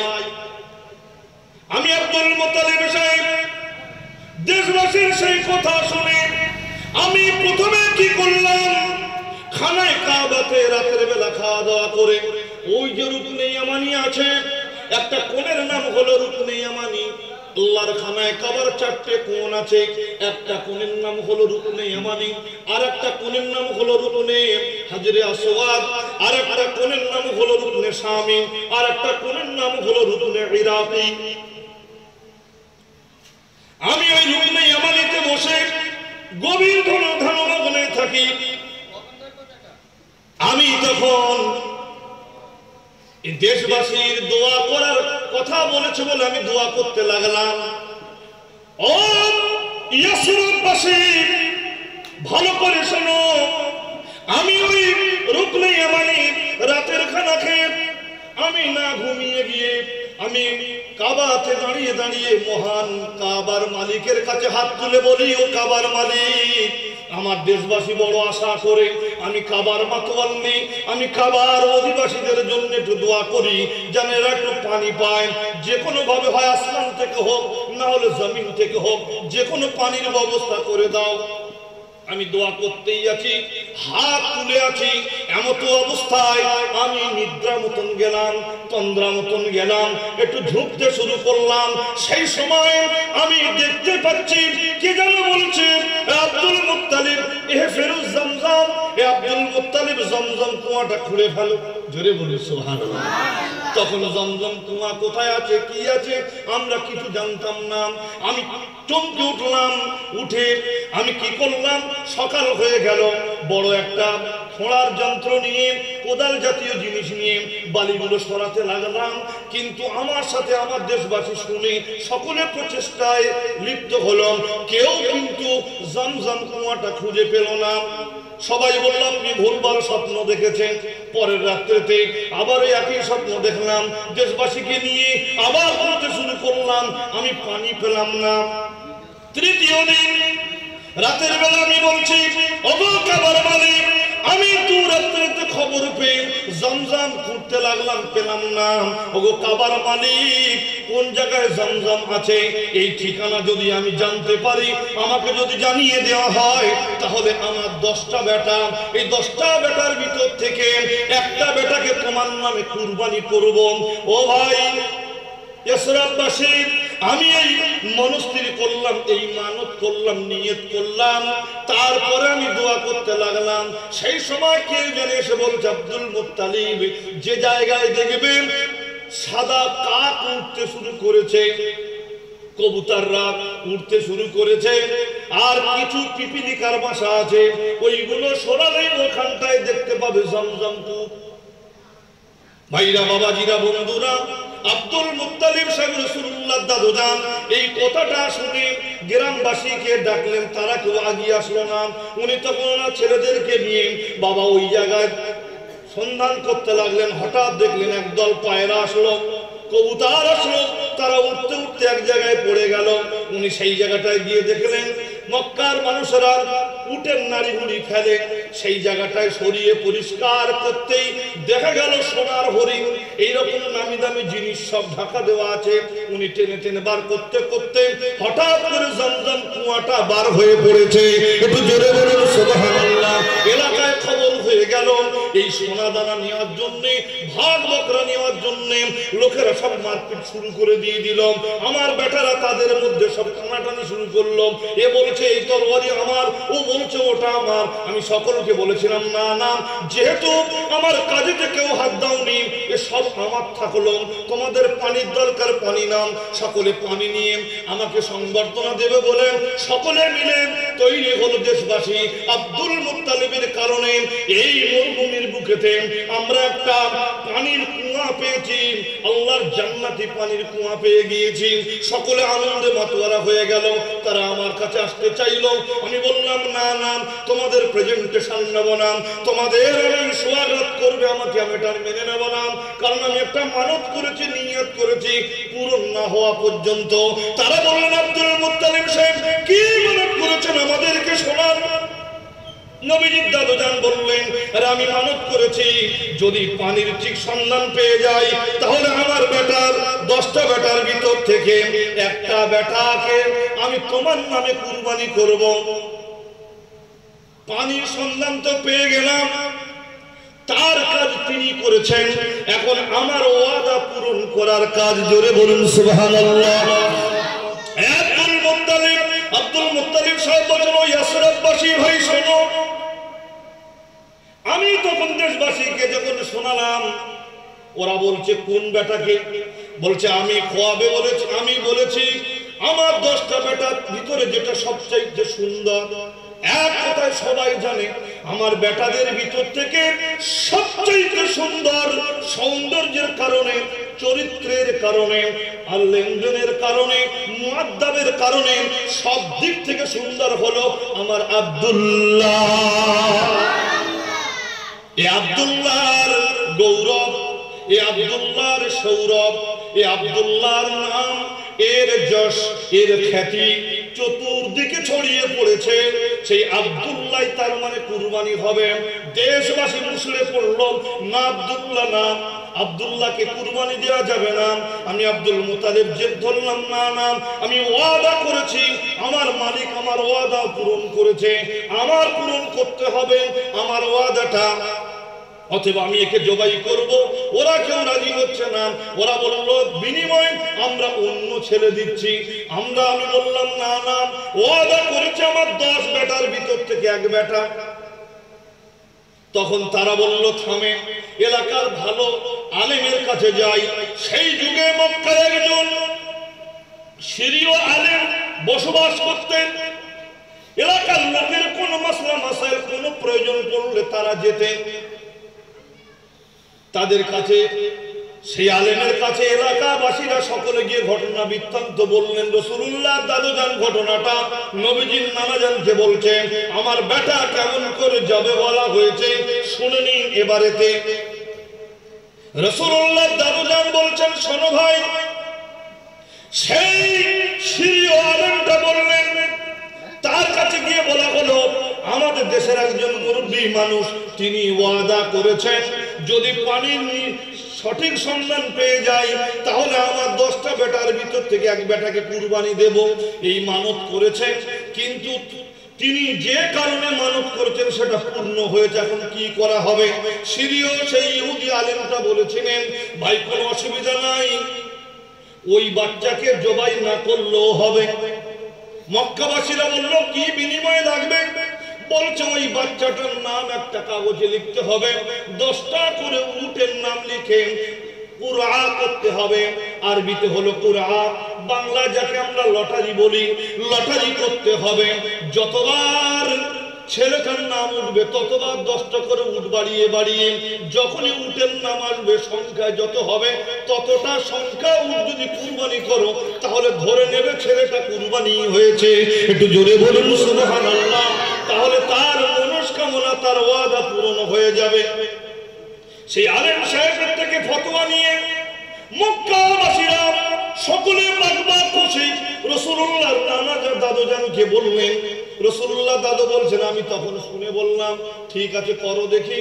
তো আমার দেশবাসী লটারি শুরু করে দিল।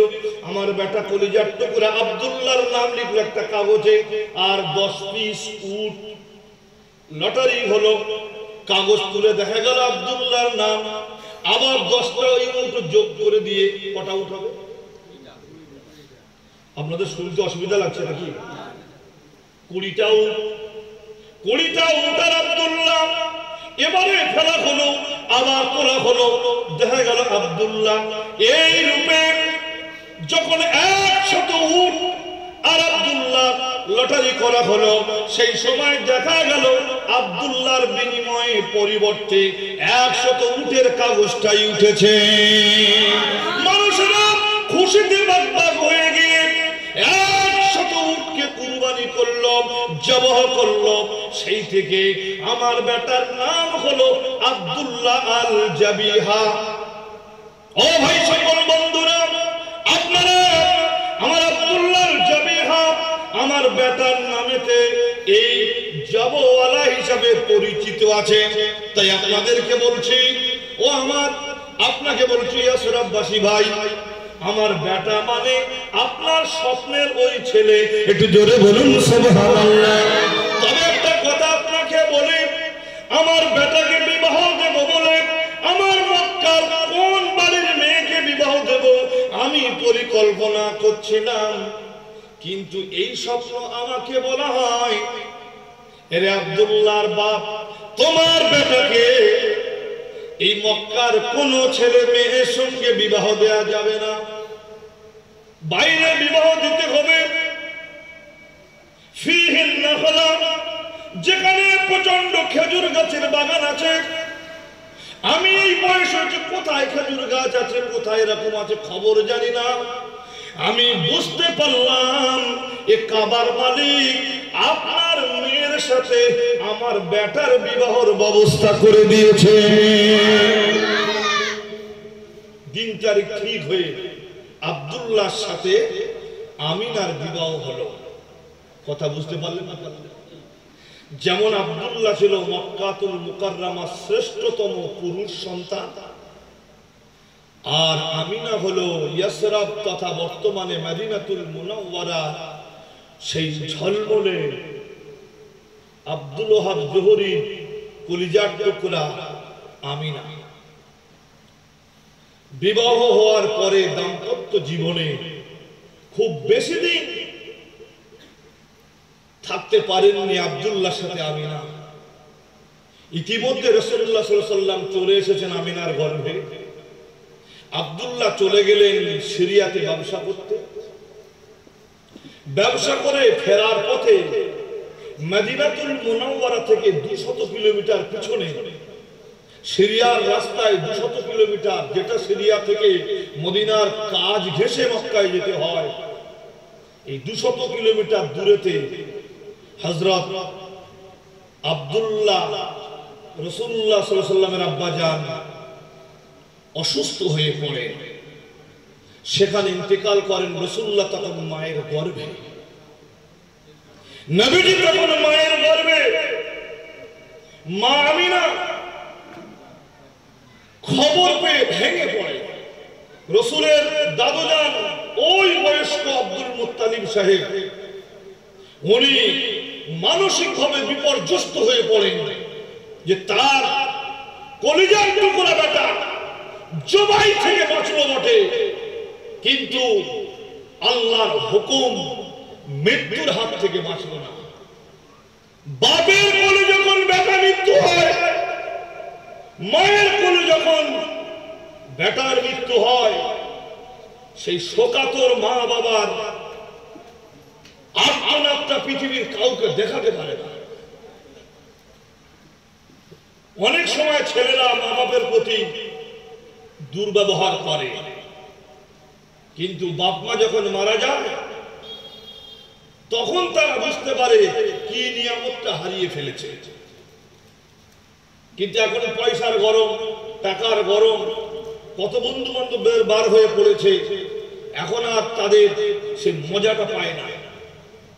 ভাইরা, বাবাজিরা, বন্ধুরা, রাসূলুল্লাহর নানা যান যখন এই খবর জানতে পারলেন তার জামাই তথা রাসূলুল্লাহর আব্বা যান ইন্তেকাল করেছেন, আমিনা তো খবর পেয়ে একদম মুসলে পড়েছেন। আমিনা এই সমস্ত কিছু নবী করিম সাল্লাল্লাহু আলাইহি সাল্লাম তখন মায়ের গর্ভে গর্ভবতী আমিনা তো জোহরা রাদিয়াল্লাহু তাআলা আনহা ভাইরা বাবাজিরা বন্ধুরা আব্দুল্লাহ রাদিয়াল্লাহু আনহুর ইন্তেকালে তিনি যে একদম ভেঙে পড়েছেন, তার মানসিক অবস্থা খুব খারাপ। গর্ভবতী আমিনা, কে তার খোঁজ খবর রাখবে, কে তার সমস্যা সমাধান করবে, এইটা বিরাট তিনি টেনশনে আছেন। সেই সময় এই যার কথা বলছি আবু লাহাব, এই আবু লাহাব তার একটা দাসী ছিল, নাম তার সাউবিয়া। আর আমার নবীজির আব্বা জান ব্যবসাতে যখন বার হয়ে চলে যান, একটা দাসী রেখে গিয়েছিল, তার নাম ছিল উম্মে আইমান।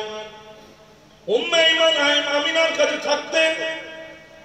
আবু লাহাব তার দাসীকে আমিনার দেখভালের জন্য রাতের বেলা বলেছিল, তুমি আমিনার সাথে থাকবে। তাই সাউবিয়া বলে ওই দাসীটা আমিনার কাজেতে লেগে থাকতো। রাতের বেলা আল্লাহর হুকুম হয়ে গেল, বিশ্বনবী রাহমাতুল লিল আলামিন বিশ্বকে আলোকিত করে तमाम পৃথিবীতে তার জিসমানি নূরে নূরে মুজাসসামের নূরেতে আলোকিত করে যখন এই মক্কাতুল মুকাররমায় তিনি এসেছিলেন, সেই সময়ের কথা। উম্মে আইমান প্রচন্ড ঘুমেতে নিদ্রায় আছে। এদিকে রাসূলুল্লাহর চাচা আবু লাহাবের দাসী সেও নিজে ঘুমিয়ে আছে।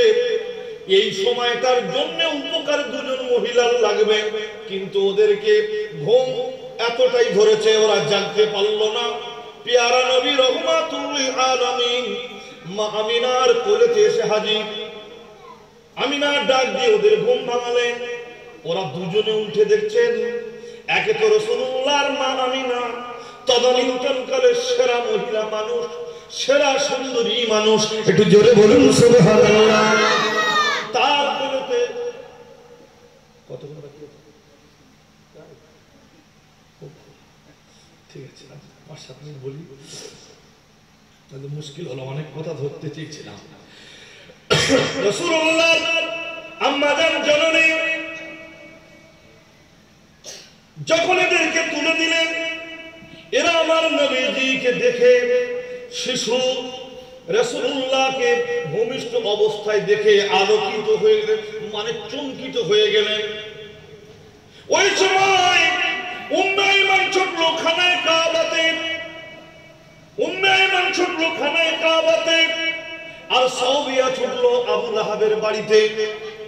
উম্মে আইমান রাসূলুল্লাহর দাদুকে খবর দিচ্ছেন, আপনার যে বেটা আব্দুল্লাহ দুনিয়া ছেড়ে চলে গেছে কিছু মাস আগে, তার ঔরসে তার স্ত্রী গর্ভেতে একটা সুন্দর ফুটফুটে জ্যোৎস্না নূরে মুজাসসাম হয়েছে।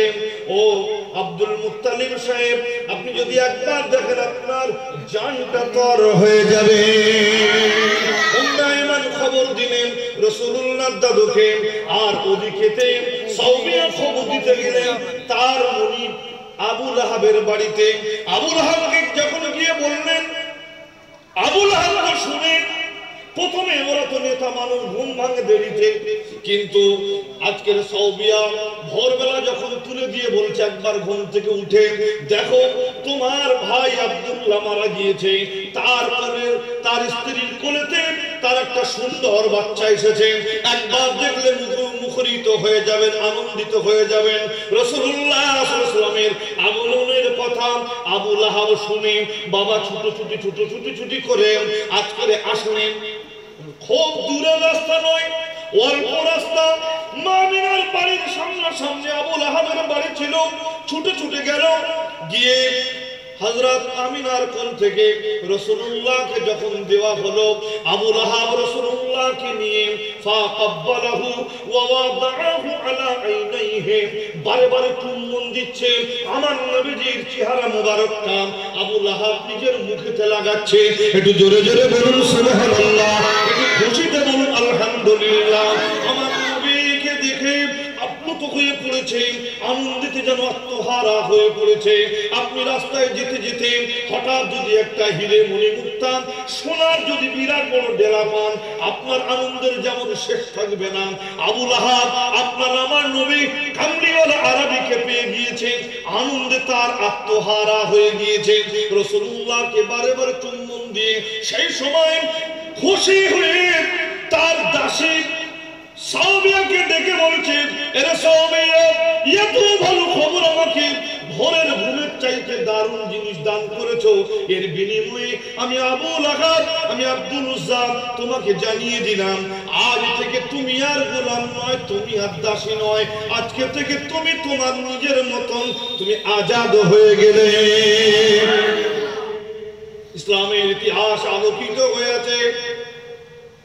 আল্লাহ নবীকে তারপর থেকে আবু লাহাব কিন্তু প্রচন্ড ভালোবাসতেন, সর্বদা রাসূলুল্লাহকে প্রায় জায়গায় নিয়ে যেতেন, গর্ব করতেন। মক্কাতে বিভিন্ন দেশের মানুষ আসলে নবীকে নিয়ে গর্ব করতেন, এটা আমার সন্তান। ভাতিজা বলে পরিচয় দিতে চাইতেন না, নিজের বেটা বলে পরিচয় দিতে বেশি বেশি চাইতেন। আল্লাহ নবীর নুরানি চেহারায় বিভিন্ন দেশের মানুষ, ইয়ামানি মানুষ, ইরাকি মানুষ, সিরিয়ার মানুষ, জর্ডানের মানুষ, তারা রাসূলুল্লাহর চেহারা দেখে তারা এমনি পাগল পারা হয়ে যেত। আর আবু লাহাব ওই সময় মজাটা নিত, নিজের বেটা পুত্র বলে পরিচয় দিয়ে মজাটা নিত। এই ভালোবাসা রেখেছিল 1-2 বছর নয়, কিতাবের ভিতরে এসেছে এই আবু লাহাব নবীর এই ভালোবাসা 1-2 বছর নয় রে ভাই, প্রায় 42টা বছর ভালোবেসেছে। ভালোবাসার একটা বড় লক্ষণ হলো আমার নবীর দুটো কন্যা, নাম রুকাইয়া বিনতে মুহাম্মদ, রুকাইয়া বিনতে মুহাম্মদ, আর একটা কন্যার নাম হলো উম্মে কুলসুম বিনতে মুহাম্মদ সাল্লাল্লাহু আলাইহি সাল্লাম। রাসূলুল্লাহর এই দুটো সোনার মানিক, কলিজার টুকরা রাসূলুল্লাহর বেটিকে আবু লাহাব আমার নবীকে জড়িয়ে বলছে, বেটা তোর বেটিদের সাথে আমার দুটো বেটাকে বিবাহ দেব। নবীজি কথা ফেলতে পারলেন না। পরবর্তীতে এই দুটো বেটা রাসূলুল্লাহর জামাই হয়েছিলেন। কতটা ভালোবাসলে নিজের কন্যাকে দিতে হয় নিজেরাই উপলব্ধি করেন। এই আবু লাহাব যখন রাসূলুল্লাহ ইসলামের প্রচার শুরু করে দিলেন, ইসলামের ইতিহাসে এসেছে সর্বপ্রথম নবীজিকে বাধা যে ব্যক্তি দিয়েছিল, আমার রাসূলুল্লাহকে যে লোকটা প্রথম বাধা দিয়েছিল, আমার নবীর সামনে উঠে বলেছিল, তাব্বাল্লাকা, ধ্বংস হয়ে যা তুই, ধ্বংস হয়ে যা তুই, তুই নষ্ট হয়ে যাও, তুই ধ্বংস হয়ে যাও। আলিহাযা জামাআতিনা, আমাদেরকে একত্রিত করেছি নিজের প্রভাব বাড়াবি বলে, নিজের আধিপত্য বাড়াবি বলে। তাব্বাল্লাকা আলিহাযা জামাআতিনা, এরে বেটা তুই আমাদেরকে একত্রিত করেছি, এই কারণে তুই ধ্বংস হয়ে যা। কিতাবের ভিতরে এও পর্যন্ত এসেছে ফাখাযাল হাজারু, বড় একটা পাথর হাতে করে তুলে নিয়ে আল্লাহ নবীকে মারার জন্য যখন তার হাতটা উত্তোলন করেছে, আল্লাহ পাক আল্লাহ তাআলা আমার নবীকে কিচ্ছু বলতে হয়নি, আর সমু আল্লাহ থেকে আল্লাহ আর সহ্য করেনি, বেঈমান আবু লাহাবের হাতটাতে প্যারালাইসিস করে দিয়েছে। কোন মুফাসসিরিন কিরাম লিখছেন, আল্লাহ এতটাই নারাজ হয়েছে, এই নবী ভক্ত ছিল, অর্থাৎ আমার নবীকে পারিবারিক হিসাবে মোহাব্বত করত, নবী হিসাবে ভালোবাসেনি। আল্লাহ পাকের নবীকে নবী হিসাবে না ভালোবাসার কারণে, রাসূল হিসাবে না ভালোবাসার কারণে আল্লাহ তার উপরে এত নারাজ হয়ে গেল, আল্লাহ গোটা একটা সূরা নাজিল করে দিয়েছে আবু জাহেলের নামে। কোরআনুল কারীমে কোন জায়গায় সূরা নাই। কথা বুঝতে পারছেন? অথচ আবু লাহাব তার নামেতে ডাইরেক্ট সূরা নাজিল করলেন, তাব্বাত ইয়াদা আবি লাহাবিন ওয়া তাব, তাব্বাত ইয়াদা ধ্বংস হয়ে যায় বা ধ্বংস হয়ে গেছে আবু লাহাবের দুটো হাত, ওয়া তাব ও নিজেও ধ্বংস হয়েছে। এই দুটো হাত বলতে কি মুফাসসিরিন কিরামেরা লিখছেন, দুটো হাত মানে একটা হাত মানে তার সন্তান সন্ততি, আর একটা হাত মানে তার ধন সম্পদ। খুব ধন সম্পদের মালিক ছিল, অহংকারে ভরপুর ছিল। আমার নবীর সামনে উঠে যে রাসূলকে মক্কার মানুষেরা আল আমিন উপাধি দিয়েছে, ও ভাইরা আল আমিন উপাধি দিয়েছে, as-সাদিক উপাধি দিয়েছে, সেই মক্কার মানুষেরা রাসূলকে কত ভালোবাসতেন। সেই লোকটার সামনে, সেই রাসূলুল্লাহর সামনে পাথর তুলে মারার জন্য যে লোকটা দাঁড়িয়েছে, আমরা দেখেছি এই সমাজে যার বেশি পয়সা থাকে তার একটা পাওয়ার থাকে, একটা গরম থাকে, একটা অহংকার থাকে। জেনে রেখে দেবেন, আল্লাহ কখনো কোনো মানুষের অহংকার পছন্দ করেন না। ঠান্ডা মাথায় শুনবেন, আল্লাহর রাসূল বলেছেন, আমার আল্লাহ পাক রব্বুল আলামিন তিনি ডাইরেক্ট জানাচ্ছেন, একে বলা হয় হাদিসে কুদসি, আল কিবরিয়াউ রিদাই ওয়াল আজমাতু ইজারি।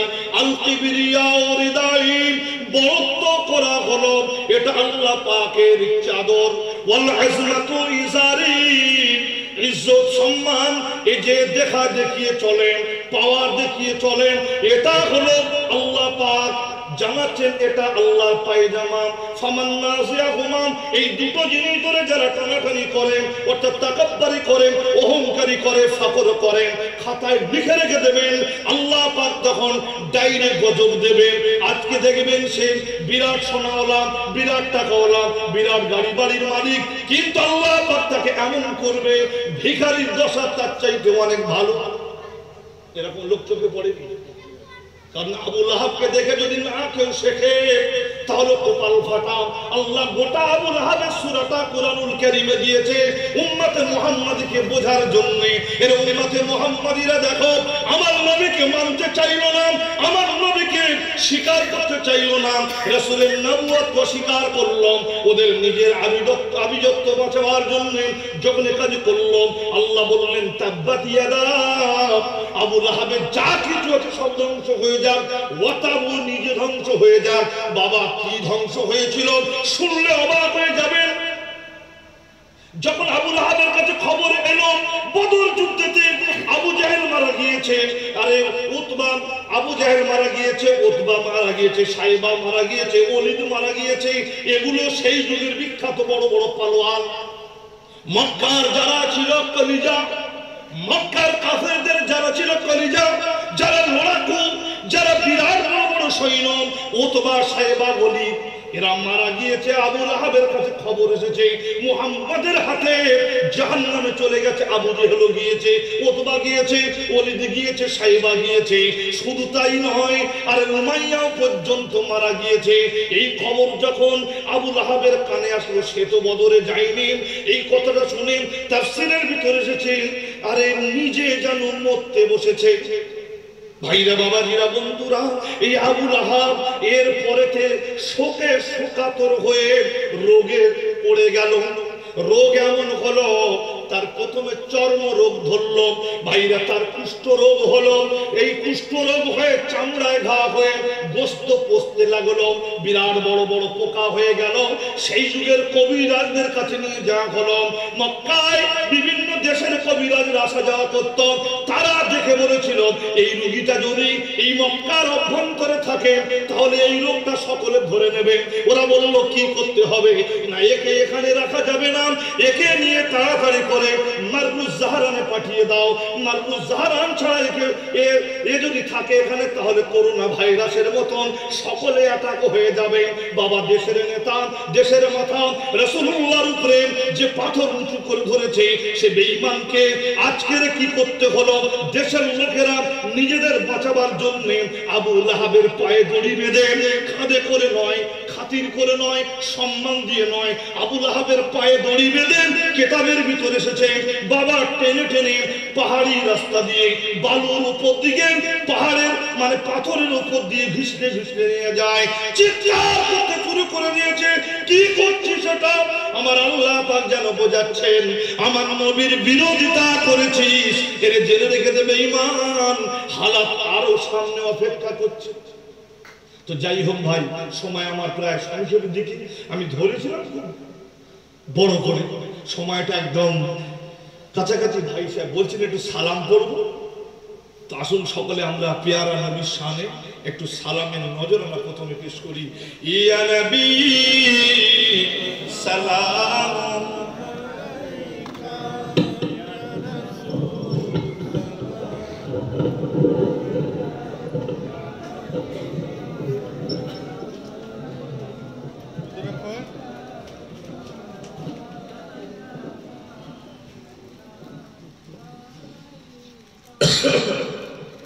সকলে পেয়ারা নবীর শানে একটু দরদ ভরা নিয়ে আমরা সালামের নজরানা পেশ করব। রাসূল আকরাম সাল্লাল্লাহু আলাইহি সাল্লাম মদিনাতুল মুনাওয়ারায় এখন যে সময় আমরা দাঁড়ালাম রাসূলের শানে সালাম করতে, হাজার হাজার রাসূলের পাগলেরা নবীজি রওজা শরীফের সামনে দিয়ে সালাম দিয়ে দিয়ে যাচ্ছে। এই সময় এই যখন ঘড়ি এই সময় বাজছে 11টার কাছে, এই সময় রাসূলের সামনে দিয়ে তার পার হচ্ছে সালাম দিয়ে দিয়ে। নবীজি বলেছেন সামি'তু আজিব, সালাম দেবে। সামি'তু আমি রাসূলুল্লাহ সেটা নিজে কানে শুনি, ও আজিব আমি রাসূলুল্লাহ নিজেও জবাব দিয়ে থাকি। জোরে বলুন সুবহানাল্লাহ। আমরা আশা করব আমরা আছি এখন বাংলা,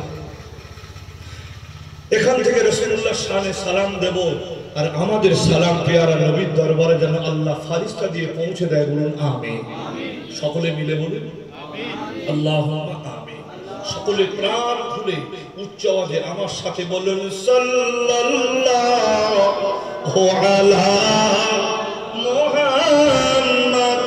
জোরে জোরে বলুন সাল্লাল্লাহু আলাইহি ওয়াসাল্লাম। আর জোরে জোরে বলুন সাল্লাল্লাহু আলা মুহাম্মদ সাল্লাল্লাহু আলাইহি ওয়াসাল্লাম। কঠিন হাসরের দিনে বলবেন নবী আর গানে, কঠিন হাসরের দিনে বলবেন নবী আর গানে, শোনো শোনো ইয়ার গান মিনতি আমার, শোনো বাবা শাহ আলী জলদি করে যাও না চলি, আর জাহান্নামের দরওয়াজাতে পাহারা তোমার। সাল্লাল্লাহু আলা মুহাম্মদ। জোরে জোরে বলুন সাল্লাল্লাহু আলাইহি। শোনো বাবা শাহ আলী জলদি করে যাও না চলি, আর জাহান্নামের দরওয়াজাতে পাহারা তোমার। আমার উম্মত গুনাহগার পার হইবার তৌরি নাই তার, দেখো না পড়ে থাকে উম্মত আমার। সাল্লাল্লাহু আলা মুহাম্মদ। আর জোরে জোরে বলুন সাল্লাল্লাহু আলাইহি ওয়াসাল্লাম। রে আমার নবী গেলেন তয়েফে, আর পাথর মারলো কাফেরে। সেই পাথরখানা আটকে গেল রোদেরই ধারায়। ওহে নবী কামলিওয়ালা মোদের লাগিয়া, কিয়ামতে পানি পান করাবেন নবী হাত দিয়া। সাল্লাল্লাহু আলা মুহাম্মদ সাল্লাল্লাহু আলাইহি ওয়াসাল্লাম। ইয়া নবী সালাম।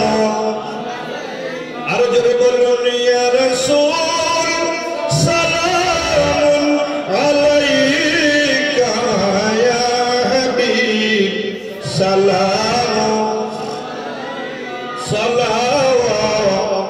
সালাওয়াতুল্লাহি আলাইকা।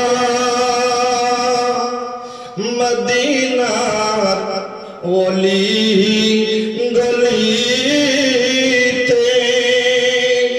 চাই যে মন বারে বারে সেথা যেতে, দিব সালাম নবীজি আপনাকে, নিয় ডেকে রওজার নিকটে। ইয়া নবী সালাম আলাইকা, ইয়া রাসূল সালাম আলাইকা।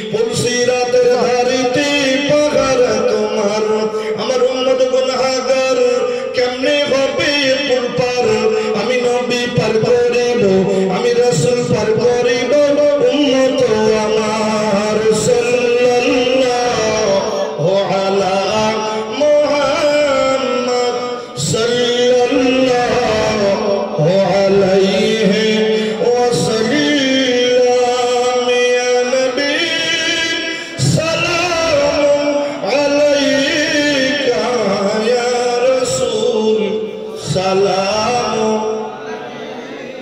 ইয়া হাবিব সালাম আলাইকা সালাওয়াতুল্লাহ আলাইকা। যাই হোক ভাই সকল, আমার বন্ধুবর, খুব ভালোবাসার মানুষ ভাই এসে হাজির হয়েছেন। তার মূল্যবান বক্তব্য বা ওয়াজ নসিহত তিনি রাখবেন। আরো ওলামায়ে কেরামেরা আছেন। আমি প্রথমে আপনাদের একটু ফাঁকা ফাঁকা মজলিস পেয়ে যতটা আমি আলোচনা করার চেষ্টা করলাম, চেয়েছি মিলাদুন্নবী উপলক্ষে মাহফিলটা, তাই আমি টেনে টেনে ওই দিকটা নিয়ে যেতে চেয়েছিলাম। যদিও একটা হাদিস শরীফ লিখেছিলাম, কিন্তু এই আয়াতটা পড়েছিলাম বলে ওদিকে গেলাম, সম্পূর্ণ ব্যাখ্যা করতে পারলাম না ভাই সকল। এই সূরা লাহাব বা মাসাদ, এটাই আমাদের প্রকাশ করিয়ে দেয় একজন প্রকৃত মানুষ হওয়া। আল্লাহ কোরআনুল কারীমে দিয়েছেন, ওর দেখে শিখে আমরা যেন বাঁচতে পারি। রসুলকে এত ভালোবেসে এত কাছে করে রেখে রসুলের বংশের লোকেও কাজ হবে না। রসুলের যা রক্ত ছিল আবু লাহাবে, কথা বলছেন, সেই রক্তই ছিল। তার মানে রক্তে কাজ হয় না, বংশে কাজ হবে না। কাজ আপনার আমলে হবে, কাজ আপনার আমলে হবে, কাজ আল্লাহ পাক আপনাকে বিচার আমল দ্বারাই করবে। আপনার চেহারা দিয়ে নয়, আপনার শেকেল দিয়ে নয়, আপনার বংশ দিয়ে নয়, আপনার বিচার হবে কিন্তু একমাত্র আমল দ্বারা। এই জন্য ভাই সকল আমি বলতে চেয়েছিলাম, রসুলকে এত ভালোবেসে পরে জাহান্নামী। কি রকম জাহান্নামী? যে করোনা ভাইরাস দেখছেন, এর চেয়ে করুণ ভাইরাস হয়েছিল এই আবু লাহাবে। দেশের মানুষেরা জ্যান্ত অবস্থায় পায়ে দড়ি বেঁধে টেনে টেনে মারুফ সাহারা সেখানে টেনে ফেলে দিল সেই একটা পাহাড়ের পাশে। ওখানে তোড়পে মরে যাওয়ার পরে এলাকার লোকেরা যখন যাওয়া আসা করে ভালো ভালো কবিরাজে জানতে চাইলো কি করা হবে, বলছে যদি কোনো কাকচিলেতে নিয়ে যদি মক্কার অভ্যন্তরে ফেলে ওই লোক সবার ধরবে। লাস্টে কি করা হবে? বড় বড় সব লাকড়ি জোগাড় করে, কাঠি জোগাড় করে, রৌদান বলা হচ্ছে, বড় বড় সব কাঠ জোগাড় করে, যাকে আমরা ছিপ বলি, এরকম বড় বড় কাঠ জোগাড় ঠেলে নিয়ে কুয়ায় ফেলে দিয়ে রাসূলুল্লাহর বিরোধী চলেছে। তাই হাতে পায়ে ধরে বলছি, এই নেকার নামে, বিবাহর নামে যে রাসূলুল্লাহর বিরোধী কাজ চলছে আমাদের গ্রামে গ্রামে, এর